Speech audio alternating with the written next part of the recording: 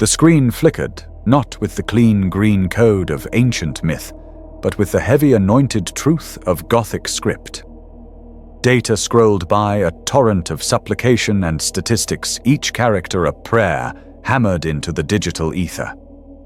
Thought for the day, a mind without purpose will wander in dark places. The cogitator whined, its machine spirit momentarily taxed by the sheer weight of processed souls. Tithe grade acceptable. Psychana toll within mandate. Munitorum requisition 771 Delta. Each line was a life, a death, a world's worth of suffering, all reduced to a pass-fail mark against the Emperor's divine calculus. This was the world. This was the truth. The only truth. Adept N11 Neothus did not question this. He sat in his alcove, one of 10,000 identical alcoves in the great scriptorium Block 34 of Hive Primus. The air was thick with the smell of ozone stale incense and the faint coppery tang of recycled air that had passed through too many lungs. His world was the grey-brown of his robes, the dull brass of the Imperial Aquila bolted above his workstation, and the steady rhythmic thud-thud-thud of the Hive's ancient ventilation systems, a heartbeat for a city that did not sleep, but merely endured. He was a good auditor. He was perhaps the best. His fingers, stained with unguent and ink, moved across the data slate with practiced, unconscious grace. He found the errors. He corrected the rounding discrepancies. He ensured the tithe of Segmentum Pacificus matched the prognostications of the Holy Astronomicon. His life was one of numbers of obedience and of a vague, pervasive fear of the outside. The outside of the Hive, the outside of the scriptorium, the outside of the Imperial Creed. But today the numbers blurred. The Gothic script seemed to warp for a moment, the sharp serifs bleeding into one another like wet ink. Tithe grade acceptable. Tithe grade acceptable. Tithe grade. He blinked, the mandated lubrication fluid stinging his dry eyes. He had just checked this file. Hadn't he? He accessed the log. Yes, N11 timestamped 3.004 M41 0415, but the timestamp on his cogitator read 0414. A minor system error, a temporal anomaly. He reported it as was proper. Log entry machine spirit requires placation, requesting incense rites. But the feeling lingered, a cold spot in his gut, the déjà vu. It had been happening more frequently. He looked up from his screen across the vast, echoing hall of the scriptorium. Thousands of adepts hunched over their own screens, their own truths. He saw Adept G45 3 rows down spill his nutrient paste. He watched the grey gruel spread across the floor. He watched the servitor trundle over its clumsy metal claws, wiping the mess with oiled rags. He had seen this before. Not just the act spills were common, weakness was human, but this exact moment. The way G45's hand trembled, the specific pattern the gruel made, almost like the sigil of the Ministorum. The servitor's left optic, which flickered red, green. He had seen it all. He closed his eyes, his breathing catching in his thin chest. When he opened them, the scene repeated. G45's hand trembled. The paste spilled. The servitor trundled. Red, green. Neothus's stomach clenched. He gripped the holy Aquila pendant around his neck, the metal cold against his clammy skin. The Emperor protects, he whispered the words, a shield against the creeping insanity. But the insanity was already inside the walls. He tried to focus, to return to the numbers. The numbers were safe. The numbers were truth. Report Planet Secundus. Population 4.4 billion. Tithe 4.4 million souls for the Guard. He processed the line. Report Planet Tertius. Population 1.2 billion. Tithe 1.2 million souls. Good. Orderly. But then a new file loaded. A vox capture from a compliance action. A crowd. He was supposed to be auditing the cost of the promethium used, but his eyes were drawn to the faces. They were screaming. That was normal. They were dying. That was also normal. But as the image panned, he saw him. A man in the crowd face contorted in a silent O of terror. And then 3 faces later, the same man. Identical. The same scar over the left eye, the same missing tooth.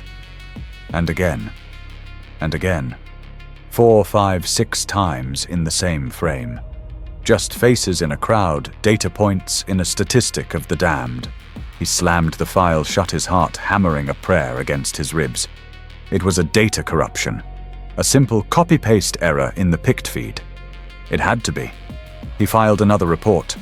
Log entry pict feed compromised. Possible data heresy. Requesting purgation of file 99 alpha. But his hand was shaking.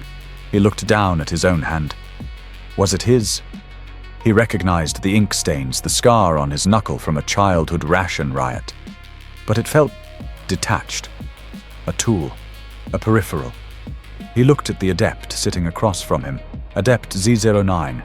She was staring blankly at her screen, her lips moving in a silent prayer. Hail the Emperor, for he is the truth. He heard the words not from her, but in his own head. A whisper. No, not a whisper. A broadcast. He looked around the room. Thousands of adepts. He could hear them all. Hail the Emperor. A mind without purpose. Obedience is faith. The prayers were not devout. They were a script. A loop. The same phrases over and over, overlapping a static wall of sound that was meant to be belief, but felt like an echo. The world around him, the solid, unyielding truth of the Imperium, suddenly felt thin. Brittle. Like parchment stretched too tight over a hidden burning light. This was the Cage verse. This was the Imperium. A structure so vast, so total, that it left no room for anything else. The ecclesiarchy preached the imperial creed, the source code as it would be called. It was a system designed not to protect humanity, but to contain it, to limit its perception, to trap it within a framework of belief that made it docile, predictable, and above all safe from the horrors of the outside. But the system was old, and like any old code, it had bugs, the glitches, the déjà vu, the repeating faces. These were not signs of demonic incursion as the preachers screamed. They were cracks in the wall, signs that the simulation, the grand ideological prison, was breaking down. Neothus Adept N11 closed his cogitator. The act was a minor rebellion. It was 0430. His shift did not end until 0800.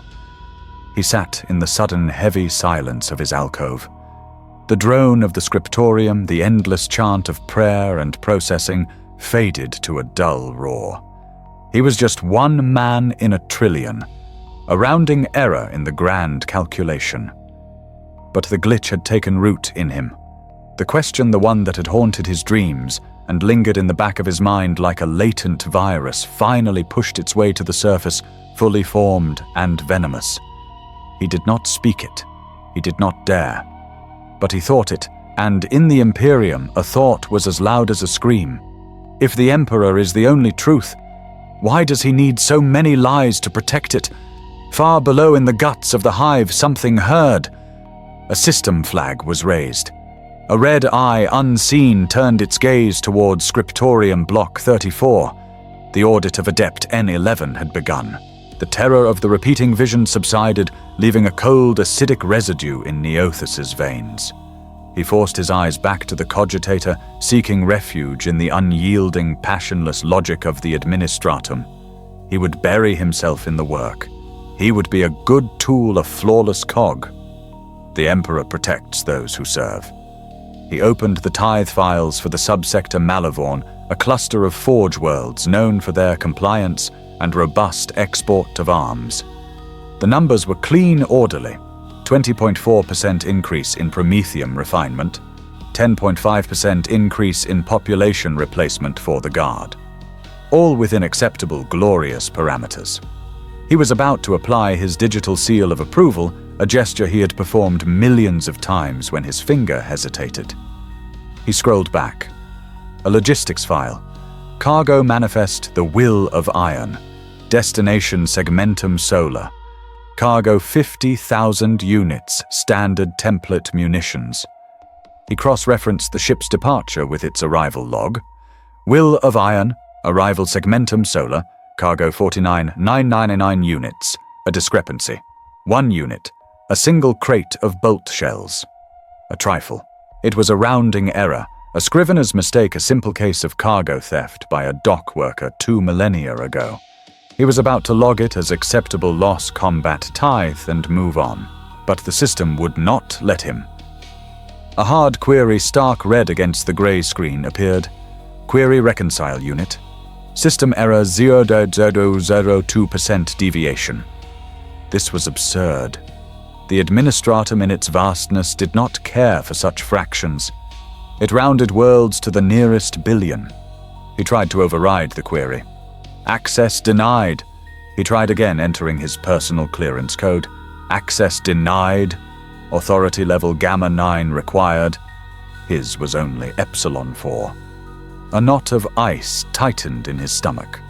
Why was a single ancient crate of ammunition locked behind a security level he didn't even know existed? He ran a diagnostic, a minor heresy in itself. The crate wasn't missing. According to the cross-referenced weight displacement data from the Will of Iron's departure cogitator, the crate had never existed. Yet the Munitorum had paid for it. The numbers were wrong.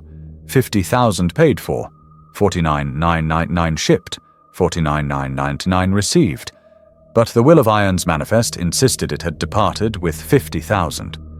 It was a contradiction in the holy script of mathematics. It was a logical paradox.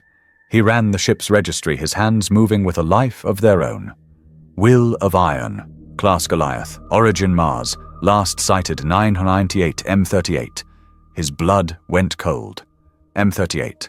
That was 3,000 years ago. The files he was auditing were from this fiscal cycle, M41. The system was processing a 3,000-year-old manifest as current. He checked the archive lock. The file was sealed, marked as Perpetuus Classicus. It was not meant to be accessed, only observed. But the system had fed it to him. It had presented the paradox to him. It was another glitch. But this one wasn't a visual echo. This one was a deliberate, impossible calculation, a question posed by the machine spirit itself. His fear was eclipsed by a sudden, burning, heretical need to know. The system had shown him an error. Was it testing him, or was it inviting him? He bypassed his assigned workflow, a transgression that could earn him a decade in a penance servitor. He dove into the sub-storage, the deep archives where data went to be forgotten, not erased. He searched for the ship Will of Iron. The registry was vast, thousands of entries, but one was flagged corrupted.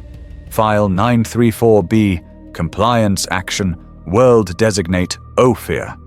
The name meant nothing to him. The file was damaged, locked by an ordo seal he did not recognize. But the glitch had left a key. The paradox, the 0.002% deviation, it wasn't an error, it was a password. His fingers trembled as he typed the numerical string into the security prompt. The cogitator whirred a sound like grinding teeth. The screen went black. Then an image flickered to life. It was a pict feed, grainy and saturated with age. It was not the grey-brown of the hive.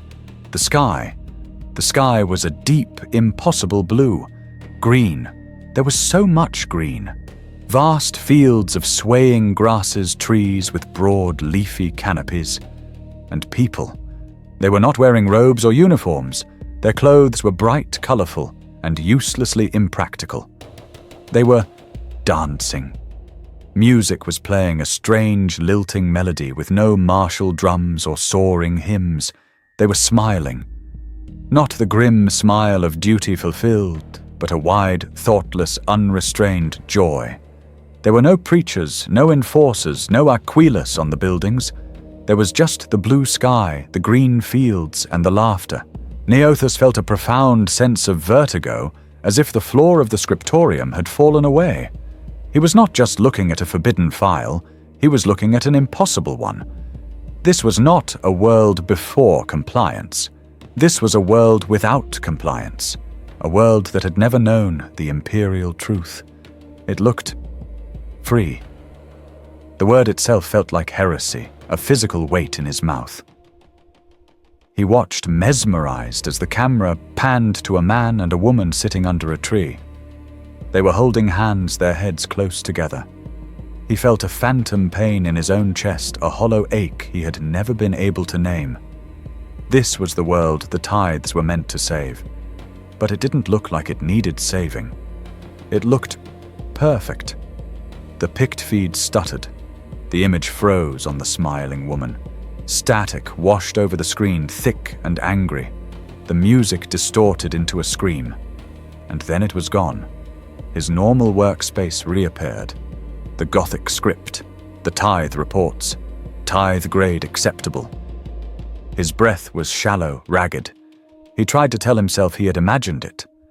A data ghost, a scrap of corrupted code. He moved to close the file, to purge his cogitator's recent access log. His hand was shaking so badly he could barely grip the data slate stylus. Before he could act, a new symbol materialized in the center of his screen. It was not a system query. It was not an administratum seal. It was a deep, blood-red sigil. A stylized eye, stark and severe, surrounded by a circle. The symbol of the Holy Ordos, the Inquisition. It burned into his retinas for a single agonizing second. A second that stretched into an eternity. He could feel its weight, its judgment, its cold, absolute certainty. It was the eye of the system, the eye of the God machine, and it had seen him. It had seen him looking. It had seen him questioning. Then, as quickly as it appeared, it vanished. The screen was clear. Just the numbers. Just the script. Tithe grade acceptable. There was no log of the symbol. No trace of the file. It was as if it had never happened. But Neothus knew. The glitch was real. The paradise was real. And now the hunters were real. The silence of the scriptorium was no longer a comfort. It was the silence of a trap that had just sprung. Every click of a nearby cogitator, every shuffle of a robed adept, every whisper of the ventilation system sounded like an approaching footstep. He was being watched. He did not run. To run was to admit guilt, and to admit guilt was to be purged. Neothus walked his steps measured back to his hab unit. Every scrape of a boot on the Plascrete floor behind him was a coming executioner. Every vox hail crackling from the wall grills was his own name, his own condemnation. The scriptorium had felt like a cage. The hive city now felt like a tomb. He reached his cell, Block 994, Level 120, Unit 551 Delta, identical to the 10,000 other units on this level. Grey, featureless, safe. He entered the door, hissing shut behind him, the lock engaging with a heavy, definitive thunk. He stood in the dark for a full minute, leaning against the cold metal, waiting for his heart to stop trying to escape his chest. Nothing. No alarms. No arbites breaking down the door. Just the distant, constant vibration of the hive. He was being toyed with. The Inquisition did not simply forget. The Red Eye had seen him, and now it was watching to see what the corrupted data point would do next. Would it panic? Would it attempt to flee? Would it seek out other heretics? He slumped at his small personal cogitator, the one allotted for personal prayers and approved genealogical records. To sit here was suicide. To do anything else was heresy. He was trapped in a paradox of his own making.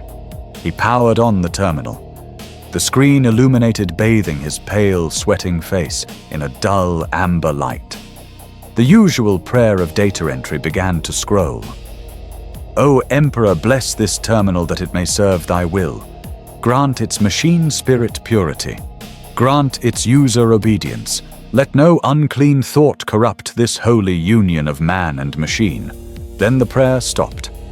The Gothic script dissolved, replaced by a single line of stark, unadorned text. It was a font he had never seen before. Simple, clean, efficient. The cage you see is not real. Neothus recoiled, his stool scraping loudly on the floor. He looked at the door. He looked at the ventilation shaft. Was this a trick, a projection? The words remained steady and accusing. They know you see the cracks. His breath hitched. They, the Inquisition. This was the test. This was the trap. Who are you? He mouthed, not daring to speak. The text vanished and was replaced. We are the ones who built the key. The system is watching, but we are watching the system. Your loyalty is a lie. Your fear is the realest thing about you. A cold fury, alien and terrifying, briefly eclipsed his fear. How dared they, the Emperor protects? He typed his fingers, striking the keys. The words appeared looking hollow and false in the new, clean font. The Emperor is the name of the cage. The screen replied instantly. If you want to live, if you want to know why you saw the green world go to Hab Block 44 Gamma Maintenance Sub-Level 3. Follow the white servitor. The screen went black.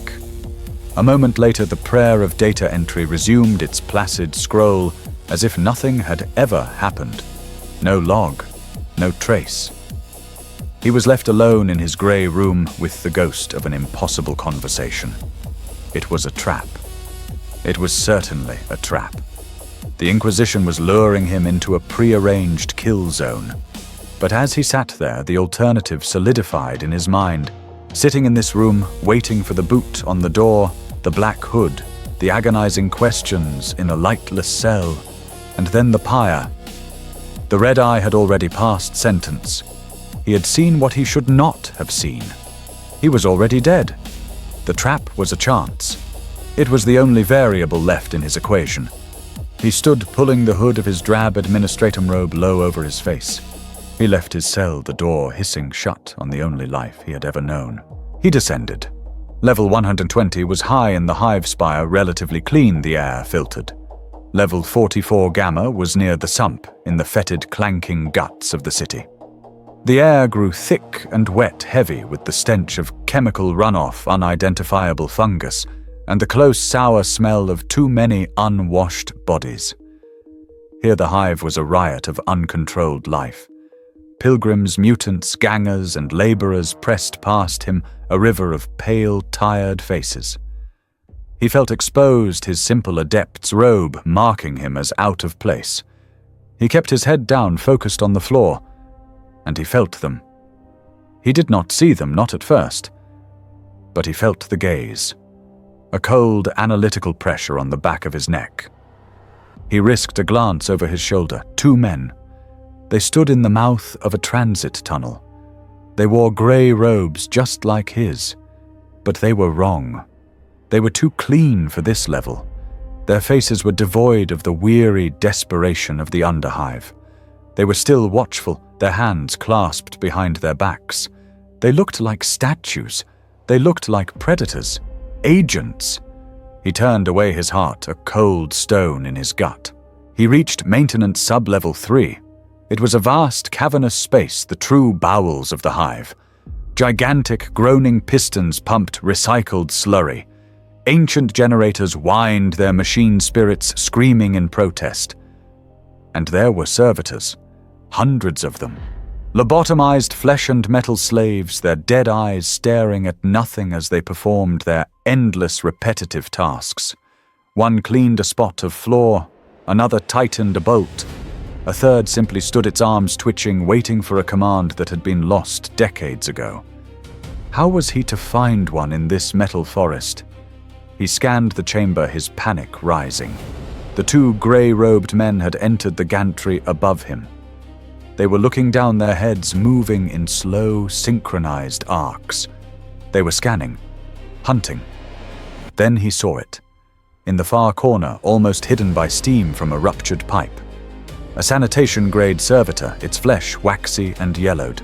Its augmetic arm was a clumsy, multi-pronged scraper, and on its rusted shoulder pauldron, stark against the grime, was a crude white handprint. The white servitor. As if sensing his gaze, the servitor finished its task, scraping fungus from a pipe, and began to move. It trundled away, its metal feet clanging a dissonant rhythm against the great floor. It did not look at him. It simply went. Neothus looked up. The grey-robed agents had spotted him. They weren't running. They were just walking, descending the stairs. Their pace was unhurried, inevitable. They knew they had him. Neothus made his choice. He plunged after the servitor, disappearing into a dark, low-ceilinged access tunnel, the sound of the agent's steady footsteps echoing behind him. The tunnel was a black, cylindrical throat, slick with centuries of condensed filth.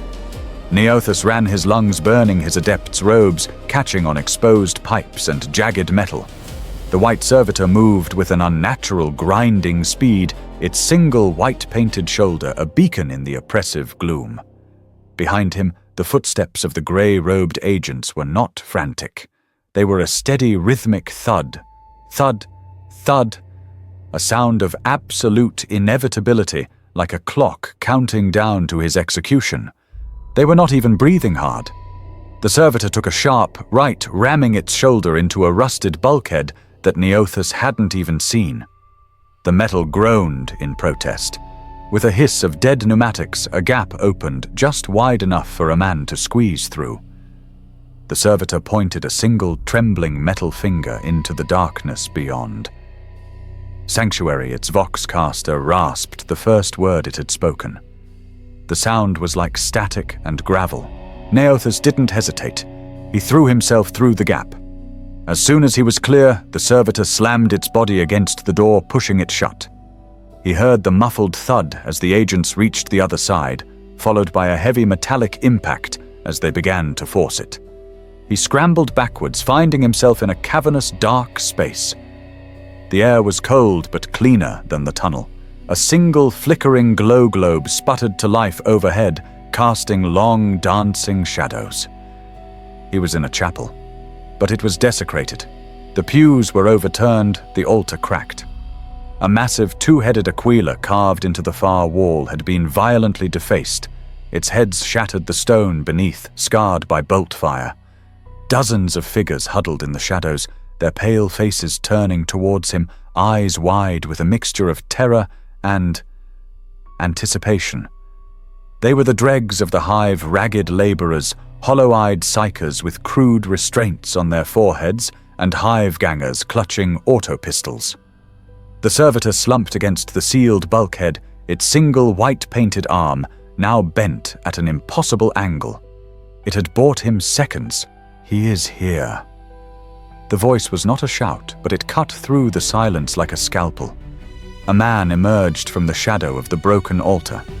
He was tall, gaunt, and wrapped in robes that might have once been the deep red of a preacher, but were now stained and torn. He was bald, his skin the color of old parchment, but his eyes burned with a piercing, febrile intelligence. He looked at Neothus not as a savior, but as a complex problem he was finally seeing in person. Adept N11, Neothus. He said the name, his given name, a name Neothus himself had not heard in 20 years. The sound of it made Neothus flinch. "You run," the man said, his voice resonating with a strange, hypnotic charisma. "You have been running your whole life, but you only just noticed the treadmill." Neothus pressed himself against the wall, his gaze darting between the charismatic man and the groaning bulkhead. The agents were hammering on it now, the metal buckling. "Who are you?" Neothus gasped. "What is this place? They'll kill us all!" The tall man smiled, a thin, mirthless expression. "They will certainly try. They are agents, guardians, but they can only see the doors. We see the cracks in the walls." He gestured to the huddled masses. "We are the perception breakers, and this is our sanctuary, the one place in this hive where the script runs thin." He stepped closer, his burning eyes fixed on Neothus. "You are a slave, Neothus. Like everyone else, you were born into bondage. A prison that you cannot smell or taste or touch. A prison for your mind." This was it, the final damning proof of heresy. This was the trap. "You're a madman," Neothus whispered, clutching the aquila hidden beneath his robe. "I am a loyal servant of the God Emperor, the Inquisition." The Inquisition are the agents of the system. Yes. Morpheus interrupted, his voice laced with impatience. The antibodies, the firewalls, they are here to purge the anomalies, the errors in the code. You. He pointed a long, accusing finger at Neothus. But they are not the prison, Adept. They are merely its jailers. The prison itself is the Imperium. Neothus shook his head, denial a cold, hard knot in his throat. The Imperium is our shield. It is stone and steel, faith and fury. It is the wall that protects us from the alien, the die. No, Morpheus's voice cracked like a whip, silencing the hammering at the door, silencing the very hive. The Imperium is not stone. It is a story, a narrative, a complex, suffocating, all-encompassing lie told so many times that it has become the only reality. He stalked the length of the ruined chapel, his movements fluid, almost predatory. It is an ideological construct, Adept, a simulation built of belief, fear, and blind obedience. Amartore, he broke the word apart, giving it a foreign arcane weight. And we are its power source. Our souls, our devotion, our suffering. He stopped and turned back to Neothus. You are an auditor. You understand systems. You must have felt it. The repetition, the patterns, the wrongness. He pointed to a tattered, scorched book chained to a broken lectern. It was a copy of the Imperial Creed. You are a man of data. You want to know what the machine is. That is the machine. His voice dropped to a conspiratorial, venomous whisper. The ecclesiarchy, the ministorum, the infinite grinding bureaucracy of the administratum you served so loyally. And that book, that is the source code, the Imperial Creed. A billion lines of behavioral programming designed for one singular purpose: to stop humanity from waking up. Waking up to what Neothus cried, his voice breaking. To the truth is that the universe is darkness and only the Emperor's light protects us.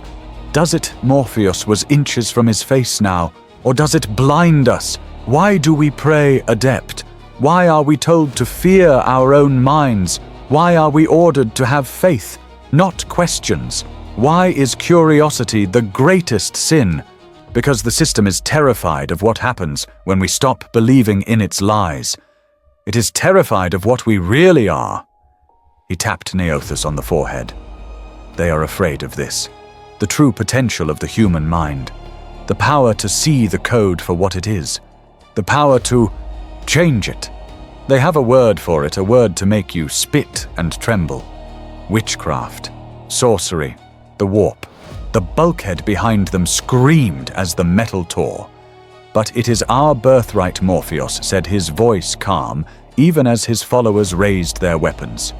It is the real universe, and the Imperium is just the blanket they've thrown over our heads to keep us from seeing it. The glitch you found the green world, that wasn't a file. It was a memory, a crack. The system is failing, Neothus. And you are not just an error. You are a virus. You are beginning to wake up. The bulkhead exploded inwards, a shower of metal shards and sparks. The two grey-robed agents stood in the breach, their faces calm, impassive. In their hands were not bolt pistols, but gleaming silver-plated power swords. Heresy detected, one of them said, its voice a synthesized monotone. Begin purgation. The two agents advanced their silver power swords, humming their movements, an economical balance of death. The perception breakers opened fire. Auto-pistol rounds, heavy stubber slugs, and even a few errant las blasts filled the chapel. The agents did not flinch. They moved between the projectiles. One twisted his body at an impossible angle, letting a stream of bullets pass harmlessly through the space he had occupied a microsecond before. The other simply raised his hand, his grey robe stiffening, and the bullets stopped clattering to the floor like spent rain. The code. They are manipulating the code, Morpheus hissed, grabbing Neothus by the arm, his grip like a steel trap. He dragged the terrified adept away from the slaughter towards a hidden passage behind the broken altar. The screams of the cultists were sharp, wet, and blessedly short. The agents were not cruel, they were efficient. Morpheus shoved Neothus into a small, dark sacristy, the air thick with the smell of burned-out candles. He blocked the door with his own body as the sounds of the fight died, replaced by the hum of the power swords and the steady, measured footsteps. They were being hunted. "There is no time," Morpheus said, his voice urgent, his burning eyes fixed on Neothus. He reached into the folds of his ruined robes. He held out both hands. In his left hand was a small, sealed vial containing a clear blue liquid. It was sterile, official-looking, marked with the aquila of the Adeptus Ministorum. "This is the lie," Morpheus said, his voice flat. "A nemetic wipe.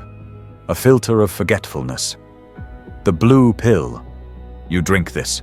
We push you out. The agents find you an unconscious adept, a victim.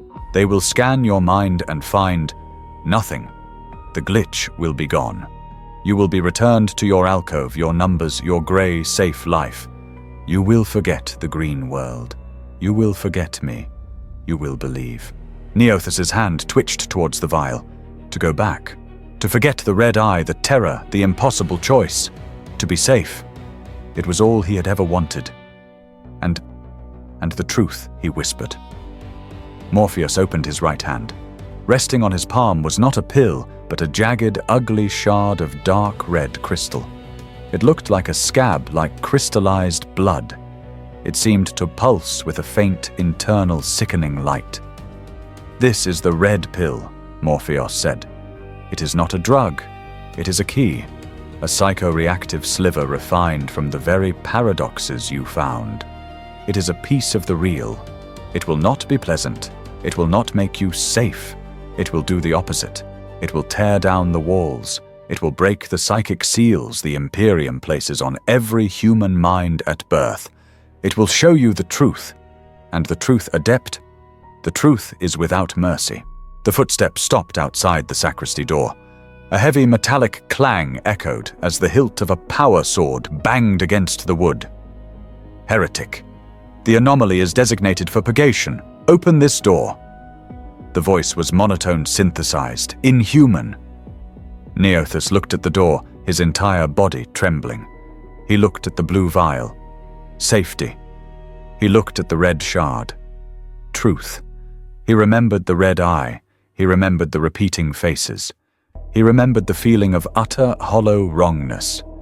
He knew with a certainty that chilled him to the bone that the blue vial was the real trap. The agents wouldn't reassign him. They didn't do that. The system didn't forgive anomalies. It deleted them. The blue pill was just a more peaceful execution. They won't let me go back, will they? Neothus asked, his voice barely a breath. Even if I take it. No, Morpheus said, his gaze unflinching. They will purge you either way. But the choice is not about survival. It is about how you choose to die. As Adept N11, a loyal slave, blind and terrified, or as Neothus. With his eyes wide open, the door shuddered under a massive impact. The wood splintered. Final warning. Purgation protocols engaged. Neothus looked at the agent, a grey, impassive shadow in the splintering doorway. He looked at the shard. He thought of the green world, the blue sky, the feeling of joy. A life he had never been allowed to even imagine. He let out a sound, a half sob, half laugh.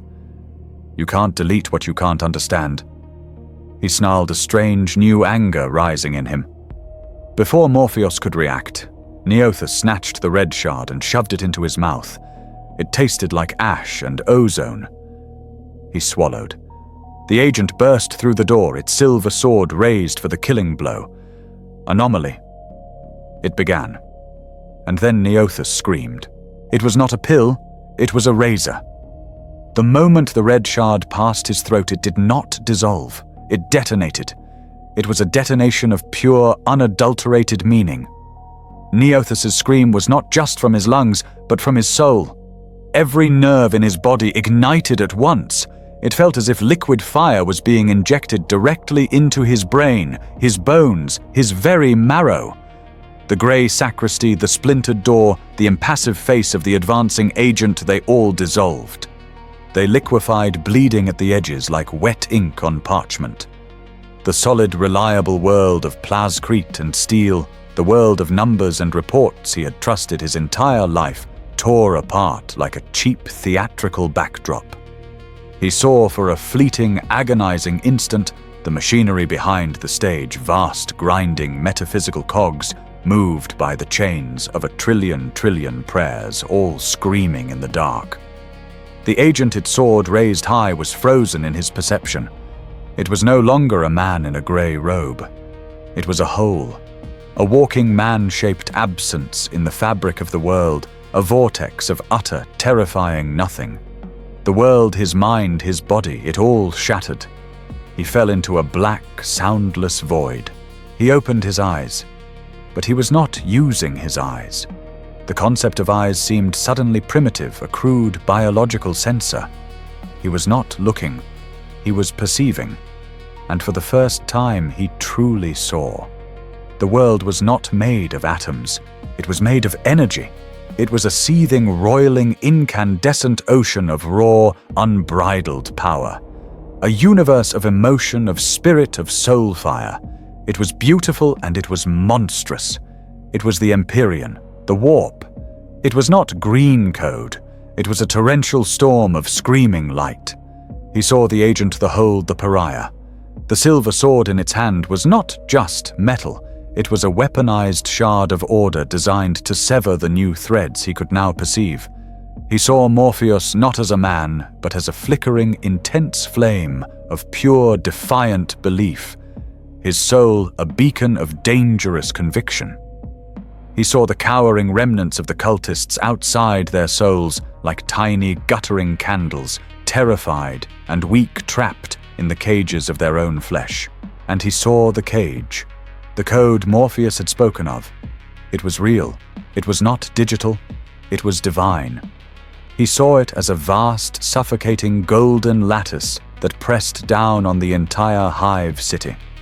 It was the imperial creed made manifest. It was a structure built from the collective, terrified faith of humanity, a system designed to keep the screaming ocean of the warp out.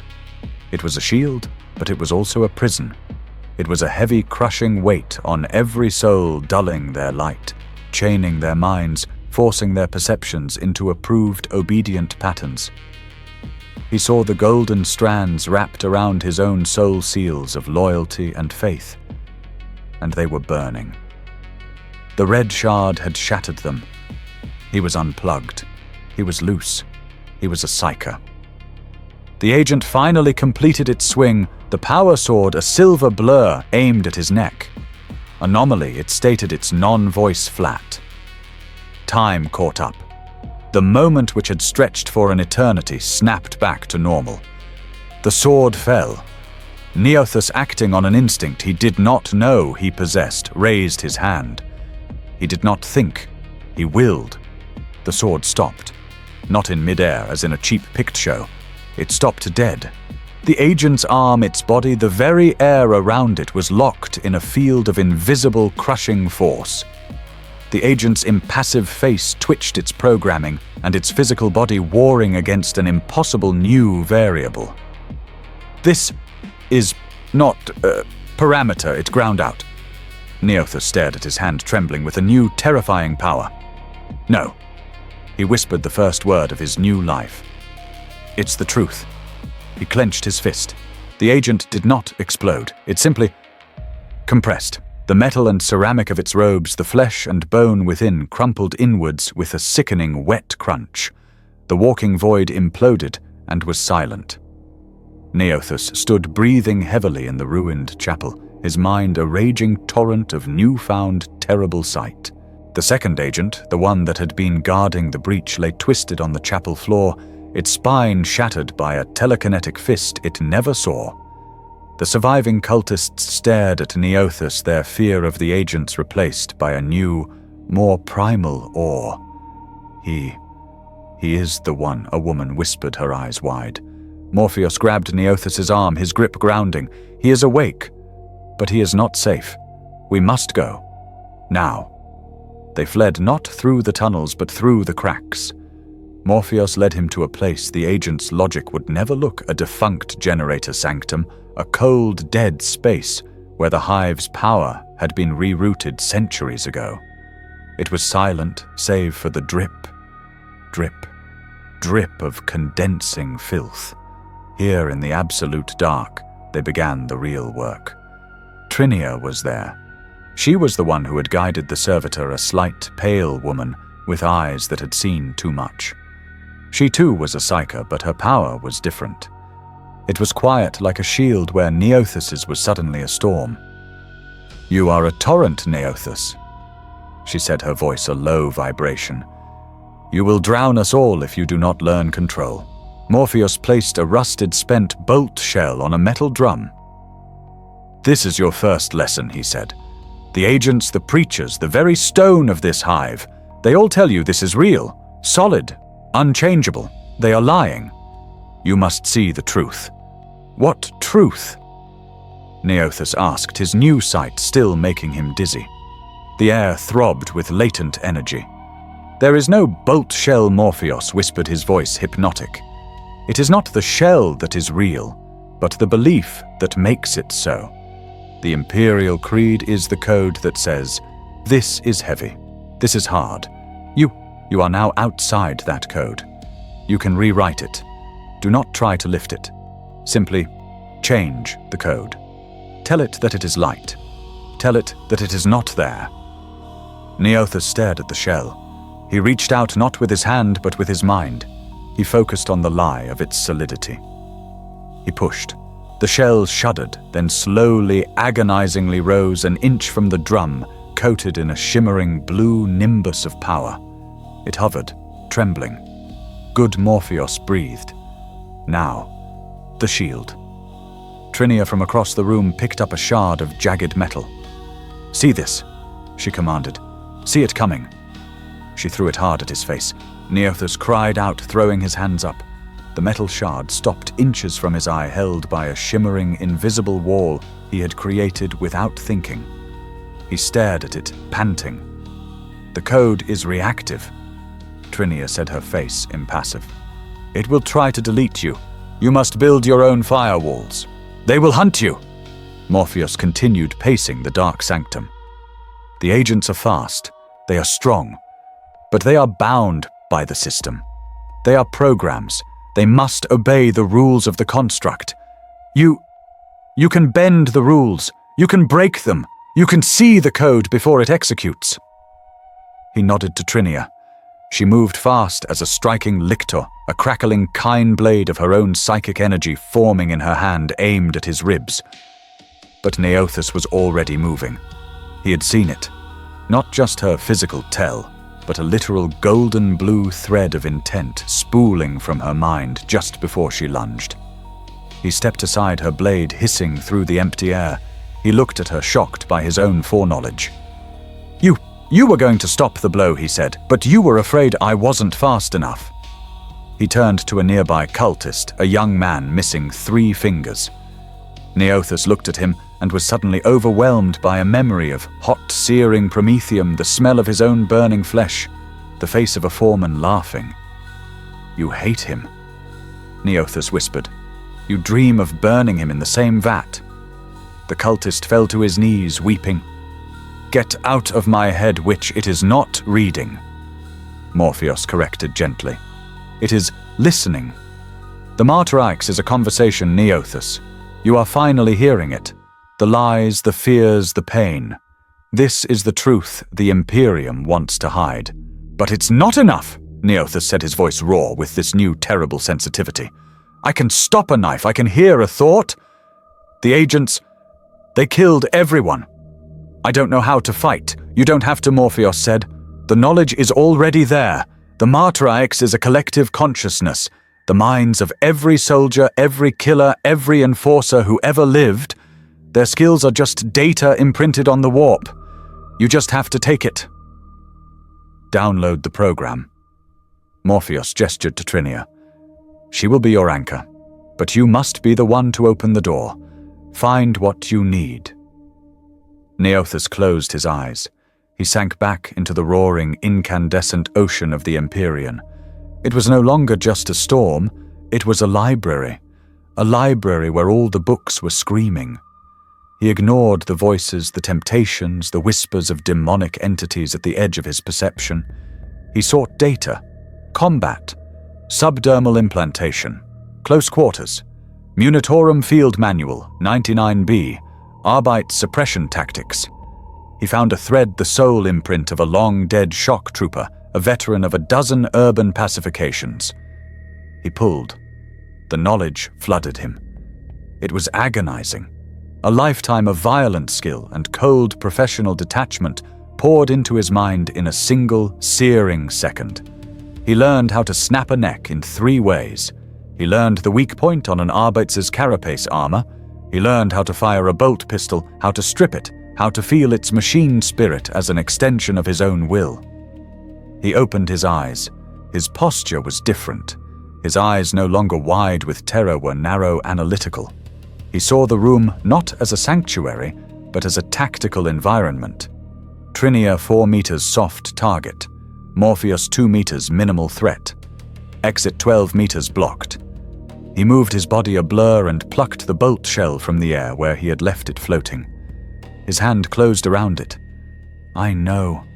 "Sorcery," he whispered. The power felt good. It felt easy. It was a relief, a sudden intoxicating rush of competence in a life defined by inadequacy. He could do anything. He could learn anything. "It's too much." Trinia said, her voice tight with a new fear. She was not looking at him, but at the air around him. What Neothas said, almost arrogant. "What's too much I can see, Trinia? I'm finally free." "No," she said, taking a step back. "You're not. You think the warp is a library, a data store you can just plunder. It's not. It's a hunting ground." She pointed at his head. "You just opened a door. You downloaded their program. But what did they download from you?" "You are reading the code, Neothas." "Yes, but the code. It is reading you back." A flicker too fast for a normal eye to see crossed Neothas's vision. A scrap of data he hadn't asked for, a geometric pattern that hurt to look at, a whisper that was not his own thought.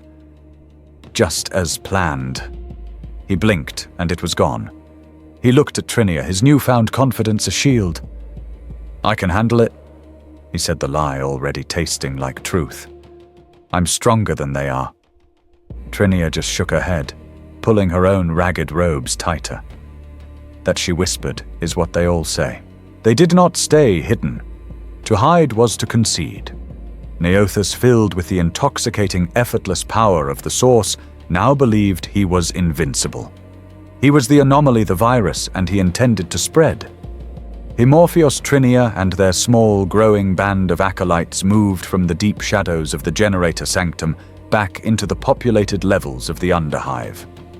They emerged into a vast processing concourse, a cavern of grey-brown plascrete, where thousands of hive workers waited in sullen lines for their next shift assignment.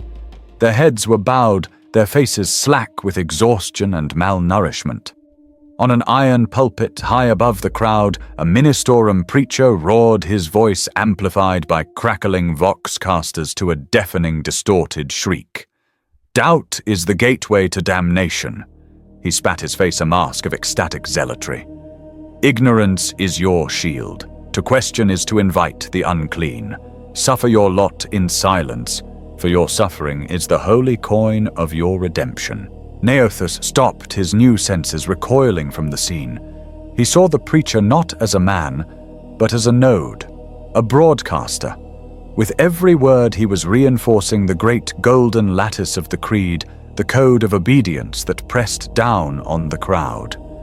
And the crowd, he saw their souls, a sea of flickering, terrified flames, each one dimmed and shackled by the code, their spiritual energy being siphoned up, feeding the very system that was crushing them. He's not saving them. Neothus whispered, his voice cold with a certainty that had been downloaded, not learned. "He's binding them. He is part of the system Neothus Morpheus," said, his eyes glittering with triumph. "A program designed to enforce compliance. He is the voice of the Matrix." "Then it's time to debug the program," Neothus replied. He began to walk forward, his robes parting the weary crowd. The workers stared first in confusion, then in terror, as he moved with purpose towards the pulpit. "Halt!" the preacher roared. His sermon interrupted. "This is consecrated ground. It's a cage," Neothus's voice replied. It was quiet, yet it carried across the entire concourse a preternatural vibration that cut through the preacher's amplified tirade. The crowd murmured, stirring from its stupor. "He tells you that your suffering is holy," Neothus called out, his voice rising, gaining a strange, resonant power that was more than just sound. "He tells you that your ignorance is strength. He lies." A collective gasp, sharp and sudden. This was not just heresy. This was suicide. "Lies," the preacher shrieked, his face contorting in a purple rage. "He offers you the truth of the God Emperor. You offer only the void. The Emperor is a truth," Neothus countered, and the crowd flinched at the power in his voice. "But the Church, the Creed, that is the lie. They have taken his name and built a prison with it. A prison designed to keep you afraid. A prison to keep you weak. They don't want you to think they need you to suffer because your suffering is what powers their machine." He pointed a single accusing finger at the preacher. "He is your jailer, but I am here to show you the key. I am here to show you what you really are. You are more than cogs in his machine. You are more than a tithe to be paid. You are free." "Heresy," the preacher screamed, his voice cracking. "Arbites! To me, purge this filth!" 4 Adeptus Arbites, clad in the black, impassive carapace armor of their office, pushed through the crowd. Their shock mauls were energized, crackling with blue light, and their bolt pistols were drawn. Their faces were hidden behind reflective visors, their voices synthesized and cold. "Halt, citizen. You are charged with high-level blasphemy and incitement to riot. Cease your broadcast." "I am not broadcasting," Neothus said, his body thrumming with power. He felt calm. He felt limitless. "I am liberating." The crowd, which had been poised to flee, now hesitated. They were trapped, a wall of bodies caught between the terrifying familiar authority of the Arbites and the impossible magnetic pull of this new prophet. "Final warning," the lead arbiter said, raising his bolt pistol. His voice was devoid of emotion. "Compliance is mandatory." "No," Neothus said. The arbiter fired. The sound was a deafening boom in the enclosed concourse, a thundercrack of propellant and judgment. The bolt shell, a .75 caliber mass-reactive explosive projectile, tore across the few meters separating them.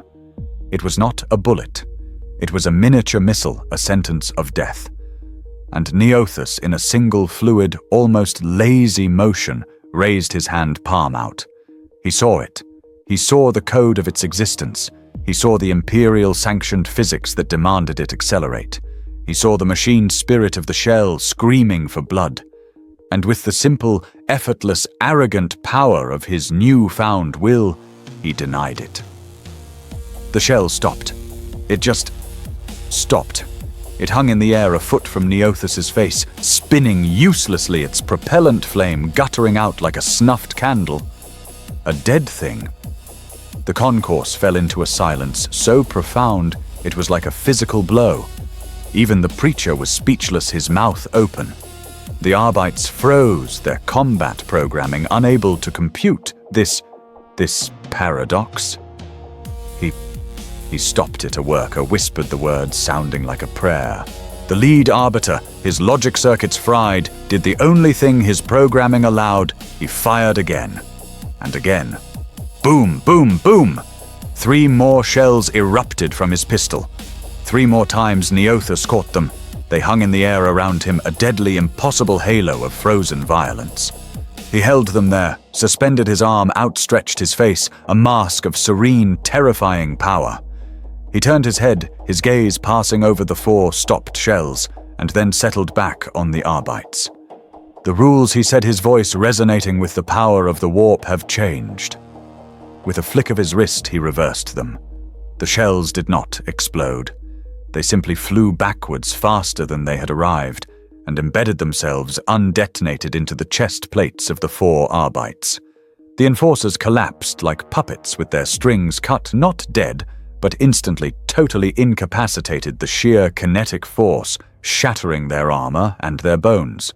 The crowd did not run. They stared. This was not the chaotic, flesh-melting horror of the unsanctioned witch. This was not the cleansing, blinding fire of the saints. This was control. This was power. The preacher, his chainsword dangling uselessly in his grip, fell to his knees on the pulpit. It cannot be. He stammered, his faith shattering. Neothus looked at the thousands of assembled workers. He saw the golden lattice of the creed, the code of their belief, cracking and dissolving. It wasn't him that broke it. It was their awe, their sudden explosive doubt. The system was crashing. A single woman, a laborer with a face scarred by promethium, stepped forward and fell to her knees, not in supplication to the Emperor, but in awe of him. You are the truth," she whispered. Then another, and another. Within moments, the entire concourse, thousands of men and women, were on their knees. They were not praying. They were listening. "Stand up," Neothus commanded, his voice echoing with his newfound power. "Your prayers are wasted on your knees. They built this prison to make you afraid. But you do not have to be afraid anymore." He had done it. He had freed them. He had shown them the lie, and in doing so he had unplugged them from the martyrics of the church. Morpheus stood behind him, his face a mask of ecstatic triumph. "The virus is spreading," he breathed. Trinia, however, was pale, her hands clenched. She was looking up past the gantries, past the smog-choked roof of the concourse, towards the sky. She could feel something new, a ripple, a tremor in the fabric of the warp. The system had just registered a critical error. The small, localized agents were one thing. But by freeing thousands of minds at once, Neothus had not just created a glitch. He had created a wound. He had tripped a silent system-wide alarm. And far, far above them, in the cold, silent void of orbit, something had just heard it. A red eye vaster and more terrible than any he had yet imagined was turning. The real hunters were coming. Far above the hive, in the cold, unforgiving dark, the very fabric of the void ripped open. There was no flash, no grand celestial arrival. There was only a patch of blackness, blacker than the space around it, that resolved itself into the shape of a ship. It was a vessel of the Ordo Hereticus, a sleek obsidian blade that absorbed all light and broadcasted only absence. In the astropathic choir towers of Hive Primus, the sanctioned psychers screamed as their minds touched not a demonic presence, but a cold, soul-draining void. The orbital chatter of 1,000 merchant ships and system patrols went utterly silent. The system had just sent its antibody. The shuttle ramp descended not into the grand spire-top port, but onto the fortified landing pad of the Adeptus Arbites precinct fortress. The air, already thin and cold, seemed to drop 10 degrees, the moisture freezing on the plascrete. Inquisitor Kmitov stepped out. He was not a giant in ornate armor. He was a man of average height, encased in severe black carapace, polished to a mirror sheen that reflected the hive's grey light with cold indifference. His face, visible for a moment before his helmet locked on, was pale, sharp, and utterly devoid of emotion. His eyes were the color of a dead cogitator screen. He was flanked by a squad of Tempestus scions, their hellguns held at a perfect disciplined angle, their red visors inhuman and insectile. The precinct marshal, a man whose presence made governors tremble, was prostrate on the ground. My Lord Inquisitor the Marshal stammered, his voice tinny over the vox. Your arrival is an unexpected blessing. The witch purges are on schedule. Kmitov did not look at him. His black-gloved fingers were already scrolling through a data slate, its red light bathing him in a bloody glow. Your purges are irrelevant, Kmitov's voice replied. It was not a human voice. It was a perfect synthesized monotone without inflection or passion. A systemic infection has taken root. A logical error, anomaly designate Neothus. He said the name as a technician might describe a faulty component. This is not a failure of faith, Marshal. It is a failure of sanitation. The primary infection vector was Scriptorium Block 34. I am assuming personal jurisdiction. The Marshal scrambled to his feet. At once, my lord, my forces... Your forces will maintain a perimeter, Kmitov interrupted, still not looking at him. This anomaly is not a brute. It is a virus. It spreads not through violence but through contact. It rewrites the code of those it touches. He finally turned, and the Marshal, a hardened killer of men, took an involuntary step back. Kmitov's helmet was a polished black iron skull, his visors two slits of impassive red light. I am here to debug the system. Scriptorium Block 34 was frozen.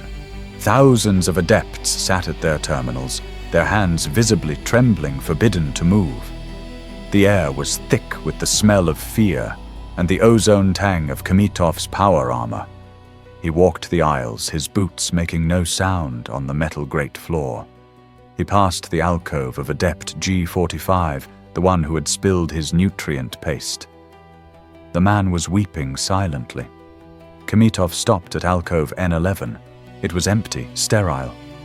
He ran a gloved finger along the cogitator's casing, testing the dust. He turned to the adept who had sat opposite Z09. Her face was a mask of utter, mind-broken terror.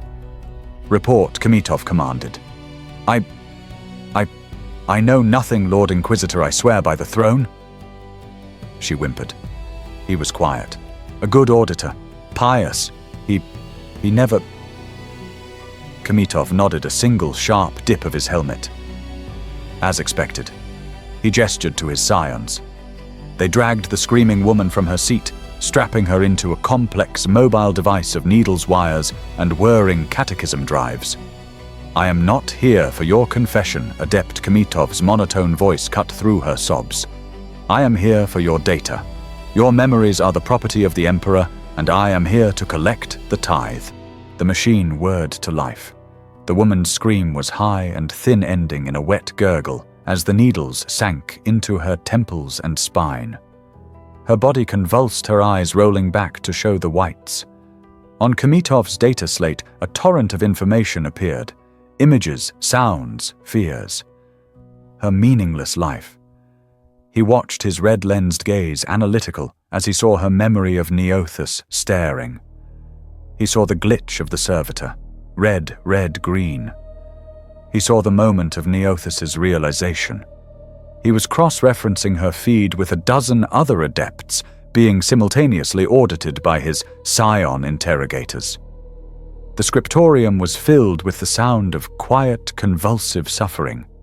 Kmitov was oblivious. He was not watching a torture. He was analyzing a system crash. There he said, his voice flat. He isolated the mem strand, the concourse, the preacher. He watched through the eyes of a terrified bystander as Neothus, bathed in psychic light, raised his hand. He watched the bolt shells stop in midair. He did not react with anger or shock. He simply processed. He watched the crowd. He saw the awe. He saw the golden lattice of the creed, the faith code, shatter in their minds, not by demonic force, but by simple, profound doubt. The anomaly is self-replicating, he whispered. His Vox unit didn't carry the words to anyone else. It does not just break the code. It teaches the code. It is an epistemological plague. He saw the pattern of infection, a branching exponential wave of awakening spreading from the concourse. He saw the truth that Neothus was spreading for what it was, a disease that would dissolve the very foundations of the Imperium. This was not heresy. This was deconstruction. Komitov switched off the interrogation machine. Adept Z09 slumped dead, a thin trickle of smoke rising from her ear. "The infection is total," Komitov declared. "Purge this facility, all hands. Sanitize the data stacks. The system kernel must be protected." The Scions raised their hellguns, and the cleansing began, a methodical, passionless symphony of crack, hiss, las fire, and falling bodies. Miles away, deep in the underhive, Neothus, who had been reveling in the expanding network of freed minds, suddenly cried out and clutched his head. What is it?" he gasped, falling to his knees. A section of his new, bright network, an area he recognized as the scriptorium, had just vanished. It wasn't the red-hot scream of psychic death. It was a deletion. A cold, sudden, sterile void had opened in his perception. It was a patch of his new world that had been wiped clean as if it had never existed. It was a silence so profound it was a deafening roar. "What is that?" he panted, a new cold fear seeping into his heart. Trinia grabbed his shoulder, her own face as pale as death. "It's him," she whispered. "The agents were just programs. This is the system administrator. This is a firewall." Back in the scriptorium, surrounded by the smoke and the dead, Komitov stood before the empty alcove N11. His Scion captain approached. "My lord, the astropathic choir has located the epicenter of the anomaly's resonance. It is extreme, a Category Alpha threat. It is an open wound in the Imperium." Komitov nodded, his helmeted gaze fixed on the empty chair. "He believes he is a god. He believes he is the one. He thinks he is reading the code. He is a fool downloading programs from a library that is actively trying to kill him." The captain hesitated. "His power, my lord. The reports. He stops bullets. Our Kynid shields may fail. He is rewriting local reality." Komitov finally turned. He raised his black-gloved hand. "He can read the code. He can bend the rules. He can see the threads of the warp that bind you. He can see your soul." The captain flinched, not from the Inquisitor, but from the feeling he projected. An utter, soul-chilling cold. But what happens? Captain Komitov's monotone continued when the witch tries to read a book that has no pages. What happens when he tries to sense a man who has no soul? The air around Komitov was dead. The background thrum of the warp, a constant noise to every living thing, was utterly absent. He was a pariah, a blank, a walking sentient piece of nothing. He was the ultimate living negation of the very power Neothus had embraced. He was the system's final error message, soul not found. "The virus believes it is omnipotent," Komitov said, his skull helmet a mask of cold logic. "It is time to introduce it to the antivirus." The newfound Messiah was holding court in the corpse of a god. They had gathered in the main transit artery of the old underhive, a maglev tunnel so vast it resembled a buried cathedral. The tracks were long dead, the gigantic snake-like trains frozen in their tubes like fossils. Here, lit by the flickering holographic ghosts of ancient advertisements, Neothus preached to his awakened. They were thousands strong now. The energy in the tunnel was electric, a rising hum of liberated minds. Neothus stood on the chassis of a derelict cargo hauler, his arms outstretched, his voice resonating with the very power of the Imperium. "You have lived your lives in a box of grey," he cried, fearing the shadows on the wall. "But I have shown you the sun. I have shown you that you are the ones casting the shadows. The truth of the Imperium is a cage, and today we break the bars." A roar of adoration answered him. He felt their collective energy, a symphony of souls he was conducting. He was a god. He was invincible. Trinia stood at the edge of the crowd, her face tight with anxiety. She could not enjoy the sermon. She was listening not to Neothus, but to the silence between his words. "Something's wrong," she hissed to Morpheus. The code is hiding. The background static of the hive, it's Too quiet. He is the one, Trinia Morpheus said, his eyes fixed on Neothus with zealous fire. He is the sound. He drowns out all else. No, Trinia whispered, her eyes darting to the black, gaping mouth of the tunnel entrance. It's not that he's loud. It's that something else is deleting the noise. The world exploded. It was not a psychic assault. It was a precise, physical, tactical breach. Both ends of the vast tunnel detonated simultaneously. Shaped melter charges placed with perfect mathematical precision vaporized the ancient bulkheads. A storm of black-clad tempestuous scions, their red-lensed visors cutting through the smoke and dust, advanced in perfect, terrifying synchronicity. They did not scream war cries. They simply moved, forming a flawless, overlapping kill zone. Hellguns opened up, and the air was filled with the crack hiss of high-velocity lass fire. The awakened crowd, so powerful a moment before, dissolved into a panicked, screaming mob. They were free minds, but they were still soft bodies. Neothus, his sermon and his godhood shattered, stared in fury. Programs, he roared, leaping from the hauler. They are just programs, they cannot harm us. He raised his hand, expecting to stop their fire as he had the Arbite's bolts. But these were not simple enforcers. The scions were disciplined, their minds shielded by brutal hypnotic conditioning. Their lass fire didn't stop. It bent. The coherent beams of light warped in the air, twisting past Neothus's followers, but they still fired. Their weapons were shielded, their machine spirits anointed against the witch. Neothus grunted, the effort far greater than before. They are shielded, he yelled to Morpheus. But their code is still just code.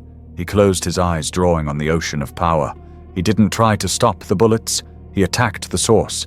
He found the code of the Hellguns themselves. He saw their inner workings, the power cells, the focusing crystals. With a roar, he willed them to fail. The Scions' weapons died. Not just one, but all of them. They sparked, melted their power packs, exploding in showers of acrid smoke. The Scions, without a moment's hesitation, dropped their useless rifles and drew power knives, advancing through their own smoke. Neothus laughed. He was about to raise his hand to crush them all in a telekinetic fist, and then he stepped through the smoke. Inquisitor Kmitov. His black armor was pristine, untouched by the chaos. He was just walking. He did not run. He did not charge. He advanced with the cold, inevitable pace of a statistical certainty. Neothus focused his immense godlike power on this single arrogant figure. He reached out with his mind, his warp sight, to read him as he had all the others. He would find his code, his fears, his programming, and he would unmake him.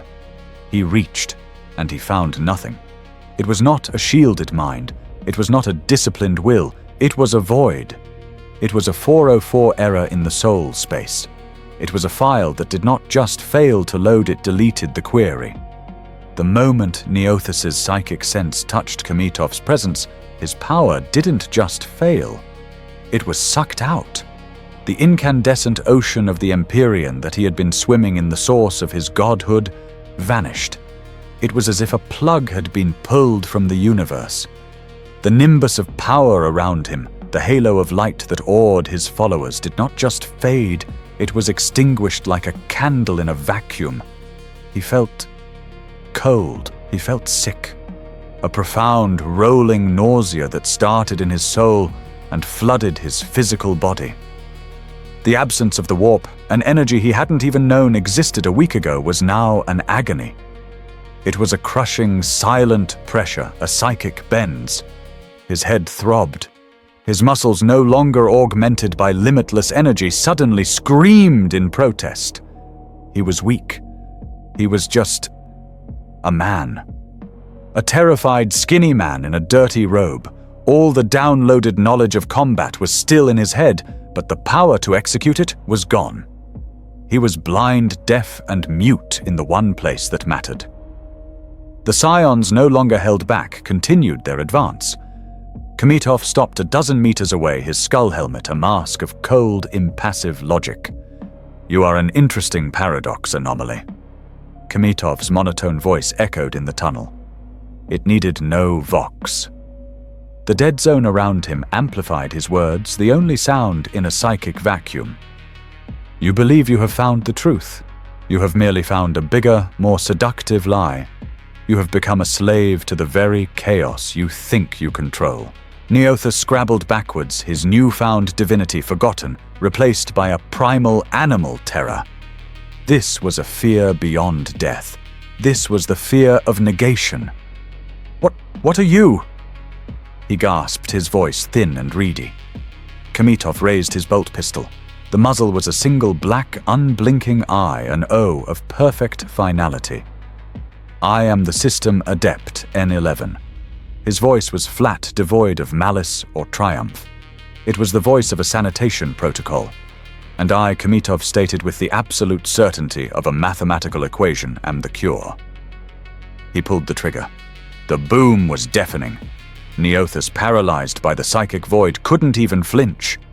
He saw the flash, the tiny missile of doom erupting from the barrel. He was dead. But he wasn't.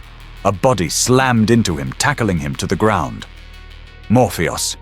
The bolt shell screamed over his head, its mass-reactive detonator exploding, a second later obliterating a dozen of Neothas' followers who had been cowering behind him. Trinia, now Morpheus, roared, dragging the spiritually blinded, vomiting Neothas by the collar. Trinia, who had wisely stayed far back, her face a mask of straining terror, was not looking at Kmitov. She couldn't. Her power would have shattered on his soulless aura. Instead, she was looking at the ceiling 50 meters above the Inquisitor. She screamed a raw, desperate shriek of pure will and unleashed every ounce of her power. It wasn't an attack. It was a push. The ancient rusted supports of the tunnel roof, weakened by the initial breach, gave way. A section of the ceiling tons of ferrocrete rebar and fossilized machinery collapsed. It wasn't aimed at Kmitov. It was aimed between them. A wall of rubble and ruin crashed down, separating the hunters from the hunted.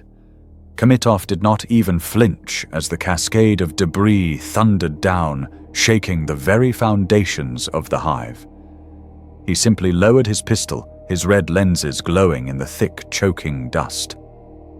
Through a gap in the falling rock, he watched Morpheus and Trinia drag their broken messiah into a side passage. The Scion captain looked to him. "My lord, they are fleeing." Kmitov stood motionless for a full 10 seconds, a black iron statue in the swirling grey dust. Containment has failed, his voice synthesized, calm as ever. The virus is now mobile and aware of the antivirus. The protocol shifts. Extermination. They ran. They fled through the labyrinthine guts of the hive, leaving the thunder of the collapsing tunnel behind them. Neothas was a dead weight, a spiritual cripple leaning heavily on Trinia. The vibrant, incandescent ocean of power he had come to rely on was gone, sucked into the vortex of Kmitov's presence. He was blind, psychically suffocated. He's a hole. Neothas gasped, his body shaking with the profound, agonizing sickness of withdrawal. He emptied me. He's a blank. Neothas. Trinia's voice was strained as she dragged him through a slick, effluent pipe. A pariah, the ultimate weapon against us, a walking, sentient void. He deletes the warp. He deletes us. Morpheus, his face ashen, his charismatic fire extinguished, did not speak. He was not just afraid, he was shaken. His entire philosophy was built on the premise that the Imperium was a lie, a construct. But he had just met a man who wasn't part of the code, a man who was a literal hole in that construct, and that man was loyal to it. The paradox had broken his confidence.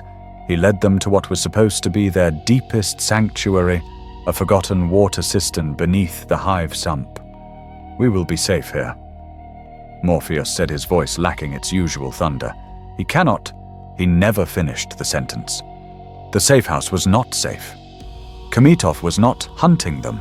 He was herding them. As they spilled into the cavernous, dark cistern, the way was blocked. Not by scions, but by a shimmering silver web of energy that crackled with cold. It was not a kind shield, it was a null field. "It's a trap," Trinia whispered, trying to pull Neothas back. But the scions were behind them, emerging from shadows that had not been there a second before, their hell guns silent, their movements precise. They were not firing to kill, they were firing to shape. Their last bolts calculated and cold forced Trinia and the stumbling Neothas down one passage, while a second squad, appearing from the sludge itself, fired heavy entangling nets at Morpheus. The nets snapped tight, and Morpheus roared, not with psychic power, but with physical rage. He was cut off. "Neothas," he shouted his final command. "Run, be the—" A shock maul hit him from behind, and he collapsed. Kmitov stepped from the shadows, his skull helmet a mask of cold satisfaction. He had let them go. He had let Neothas and Trinia escape just to isolate his true target. He had not come for the weapon. He had come for the ideology. Kmitov did not have Morpheus taken to a common cell. He had him brought to the command center of the Arbeits precinct, a room now cleansed of its previous occupants and retrofitted into a cold steel laboratory. Morpheus was strapped into the same kind of interrogation throne that had killed Adept Z09. But its function was reversed. It was not designed to read. It was designed to broadcast. "You have spent your life." Morpheus Kmitov's synthesized voice stated, his black-gloved hands calibrating the machine, attempting to awaken others. "You believe the Imperial Creed is a merciful lie, a Mater X designed to shelter humanity from the truth. You are a logical error. A child who mistakes the bulkhead of a void ship for a prison wall, not knowing it is the only thing keeping the killing vacuum at bay.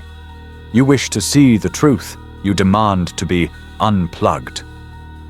K-Message Kmitov activated a complex array of bound, screaming psychers wired into the throne in a horrific living circuit. "Your request is granted." He slammed his fist onto the activation rune. Morpheus's eyes, the burning, charismatic eyes that had converted thousands, snapped wide open. He did not scream. He couldn't. His lungs seized. His mind, which he had so carefully freed from the Imperial Code, was punched through the veil. He was cast naked and unprotected into the raw, thundering, obscene reality of the Empyrean. He saw it. He saw the source he had so desperately sought. It was not a clean digital world of machines. It was an infinite, boiling, screaming ocean of malice. It was a storm of faces, of teeth, of hunger, of lust, of despair. He saw the architects, the great gods, laughing at him from thrones of madness. He saw his perception breakers, his grand rebellion as a tiny, insignificant joke cultivated by these same gods, a speck of mold allowed to grow in a crack just as planned to weaken the wall. He saw the green world from Neothas's vision, and he watched in an eternal second as it was devoured, its blue sky torn open, its joyful people rendered into screaming, bloody ribbons by a tide of laughing demons. He saw in that single, soul-shattering instant that the Imperium, the grey, oppressive, brutal, lying Imperium, was the only thing standing. It was not a prison. It was a dike. It was a desperate, failing finger-in-the-hole defense against an ocean of ultimate, meaningless pain. The Mater X of the Imperial Creed was not a lie. It was a mercy. It was a sanctuary. And he had been gleefully trying to tear it down. Morpheus, the charismatic leader, the breaker of perceptions, finally found his voice. And he began to scream. Trinia and Neothas had fled into the sump warrens. The farther they got from Kmitov, the more Neothas's power seeped back, the agonizing psychic blindness fading. With his returning power came his arrogance, now fueled by a desperate, burning guilt. He took him. Neothas panted, his hands clenching, crackling with blue light. He took Morpheus. We have to go back." "No," Trinia pleaded, grabbing his arm. "Neothas, it's a trap. That thing, it let us go. It wanted to separate us. Morpheus is already dead." "He is not dead." Neothus roared, and the pipes around them shuddered. Kmitov thinks I'm broken. He thinks I'm just a blind, scared adept. He doesn't know what I am. He looked at her, his eyes blazing with the messianic fervor that had returned, doubled. I am the one. I am the anomaly he cannot delete. I am not going to run. Not this time. Against all her warnings, against every fiber of her being that screamed at her to flee, Trinia followed. They moved with a purpose, Neothus now the tip of the spear. He was a storm, a true anomaly fighting his way back up. He did not sneak. He assaulted the Arbite's precinct, a one-man army. He was Neo in the lobby, a god of the construct, and the Scions were just programs. He tore them apart, his kine shields deflecting their fire, his telekinetic fists turning their disciplined formations into crumpled piles of black armor. He felt invincible. He felt righteous. He blasted open the heavy plasteel door of the holding block Kmitov had converted. Morpheos, he bellowed. The room was dark. The smell of fear, sweat, and urine was overwhelming. In the far corner, unbound, huddled a single quivering shape. It was Morpheos. He was rocking back and forth, his knees drawn to his chest, his head buried in his hands. Morpheos Neothus said, his triumph fading into confusion. We're here. We came back for you. Morpheos flinched, scrambling away from the sound of his voice. No, he whimpered. Get it out. Morpheos, it's me. Neothus, I'm free. We were right. Morpheos lunged, but not in attack. He grabbed the front of Neothus's robes, his eyes wide, pupils dilated, streaming with tears of pure, undiluted terror. Right, he shrieked, his voice a broken, ravaged thing. We were fools, arrogant, damned fools. It's not a system, you idiot. It's a wall, a gilded, blessed, necessary wall. He was sobbing, shaking Neothus. The cage is mercy. The blindness is a blessing. Oh, throne, please! He begged, his voice dropping to a desperate, broken whisper. Plug me back in. Make me forget. He screamed the last line, a raw, final plea. Ignorance. Ignorance is strength. It is strength. It's the only strength we have.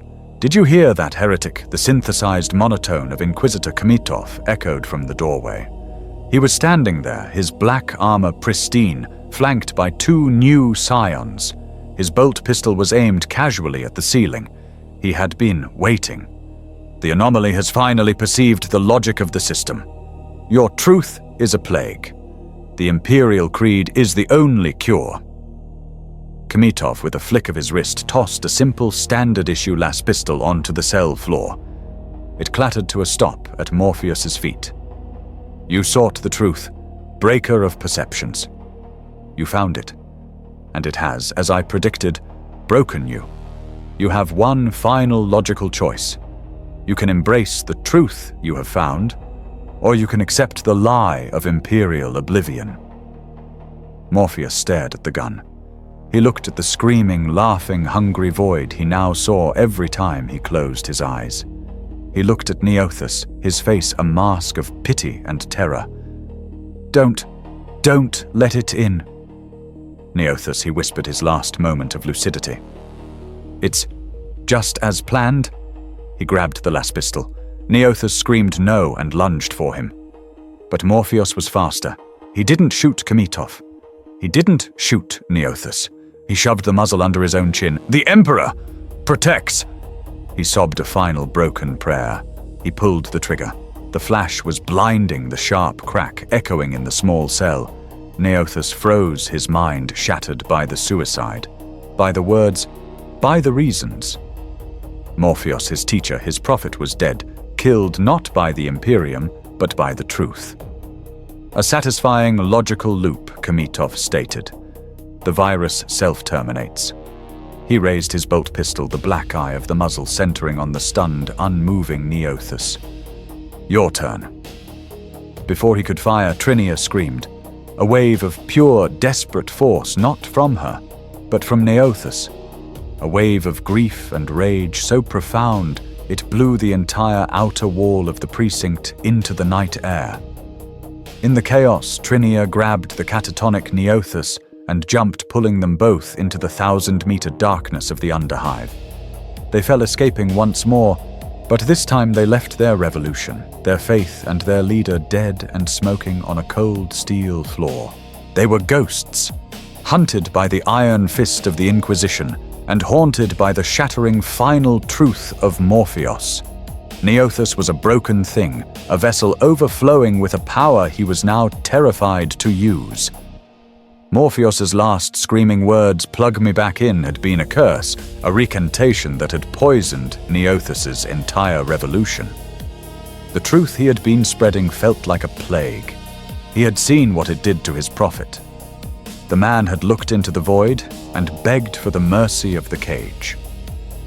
Trinia was now the leader, her quiet, cautious fear a more reliable guide than Neothus's broken messianism. She dragged him down past the sump, past the manufactorum levels, into the very foundations of the hive. They moved through unlit, unmapped territories, ancient structural voids from the first founding of the city places, where the Imperial creed was just a distant, hollow echo. She was leading him to a place Morpheus had only ever spoken of in whispers. A rogue node, a dead zone that was not dead at all. The last desperate refuge. They found it in a cavern of fused, slagged rock, a place where the hive's deepest geothermal vents met a forgotten, buried chapel from a time before the Emperor was a god. In the center of this cold, damp space sat the Oracle. She was not a woman. She was a ruin. An ancient astropath, her body fused by time and suffering to the broken remnants of a choir throne. Wires and nutrient tubes, black with age, snaked from her mummified body into the rock itself, drawing power from the planet's core. Her eye sockets were burned-out craters, charred black by the psychic flash that had blinded her millennia ago. But she was not blind. As they entered her head, a skull draped in pale, waxy skin snapped towards them.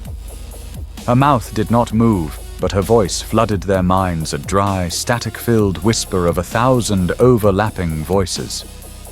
So, the little anomaly, the glorious virus.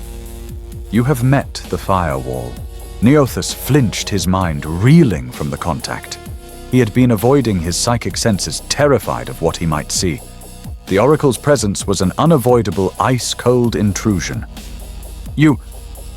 Neothus stammered, his voice raw. "You know what Komitov is?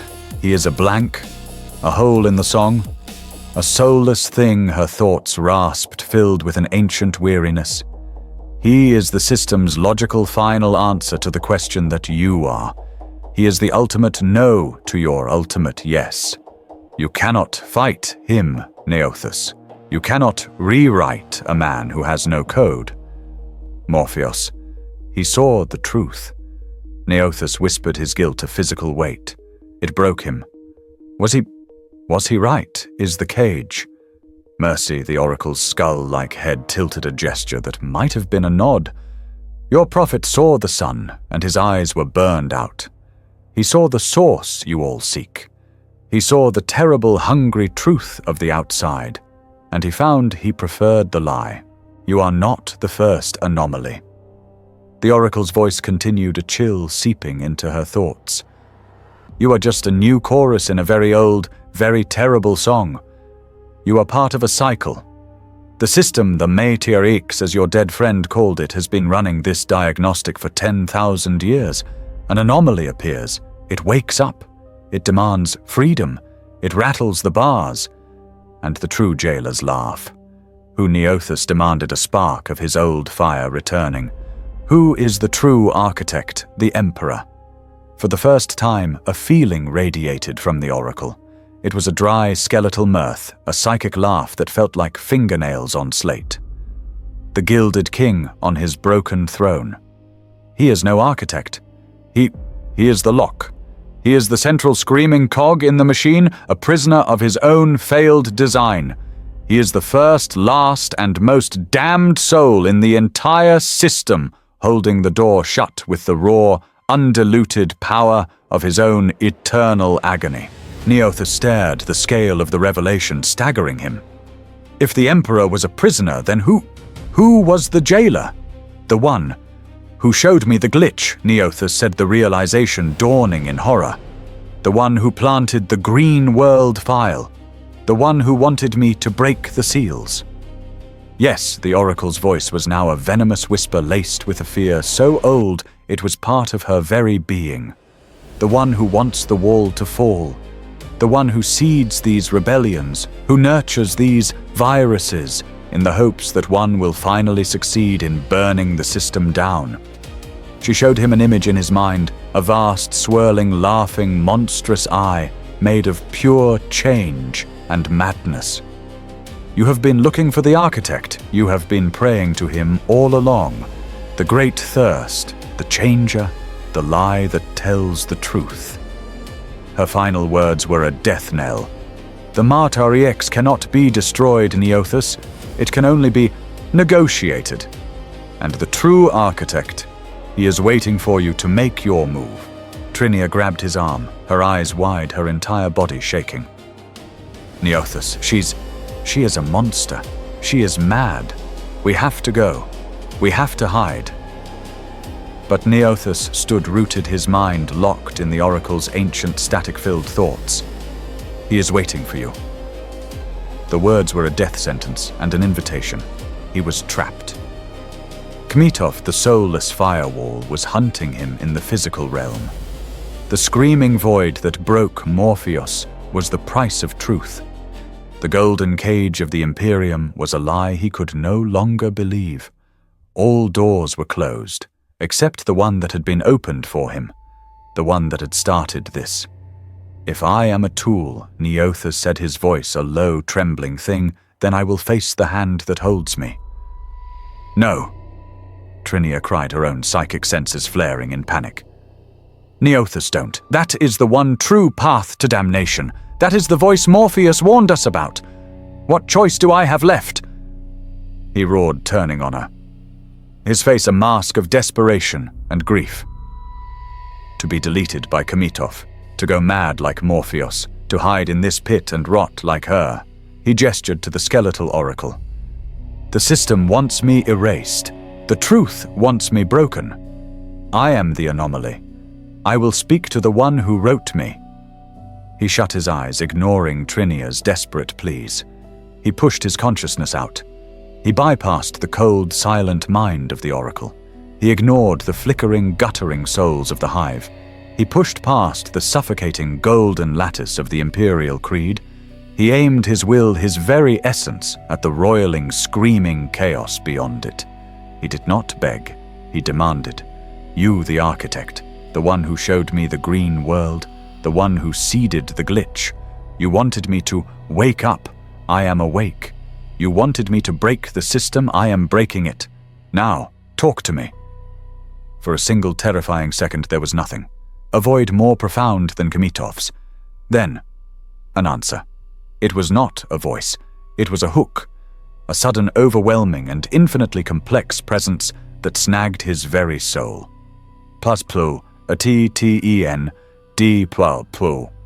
The oracle's mummified body arched a silent final scream, tearing from her lipless mouth as her connection to Neothas was violently severed. Trinia was thrown back as if by a physical blow. Neothas's world dissolved. His consciousness was pulled, stretched, and snapped from his body, dragged into an impossible new space. He was in a room that was not a room. It had no walls, no ceiling, no floor.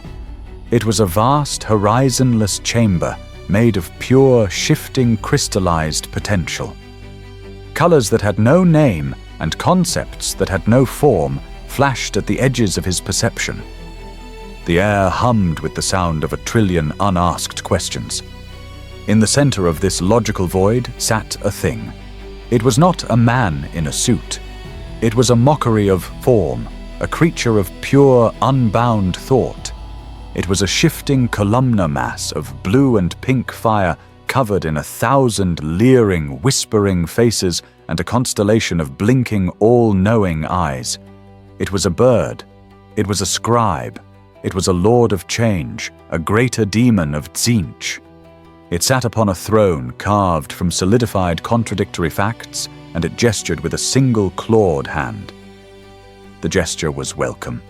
Pause the anomaly, the variable, the chosen. You have at last arrived at the true source. Plasp.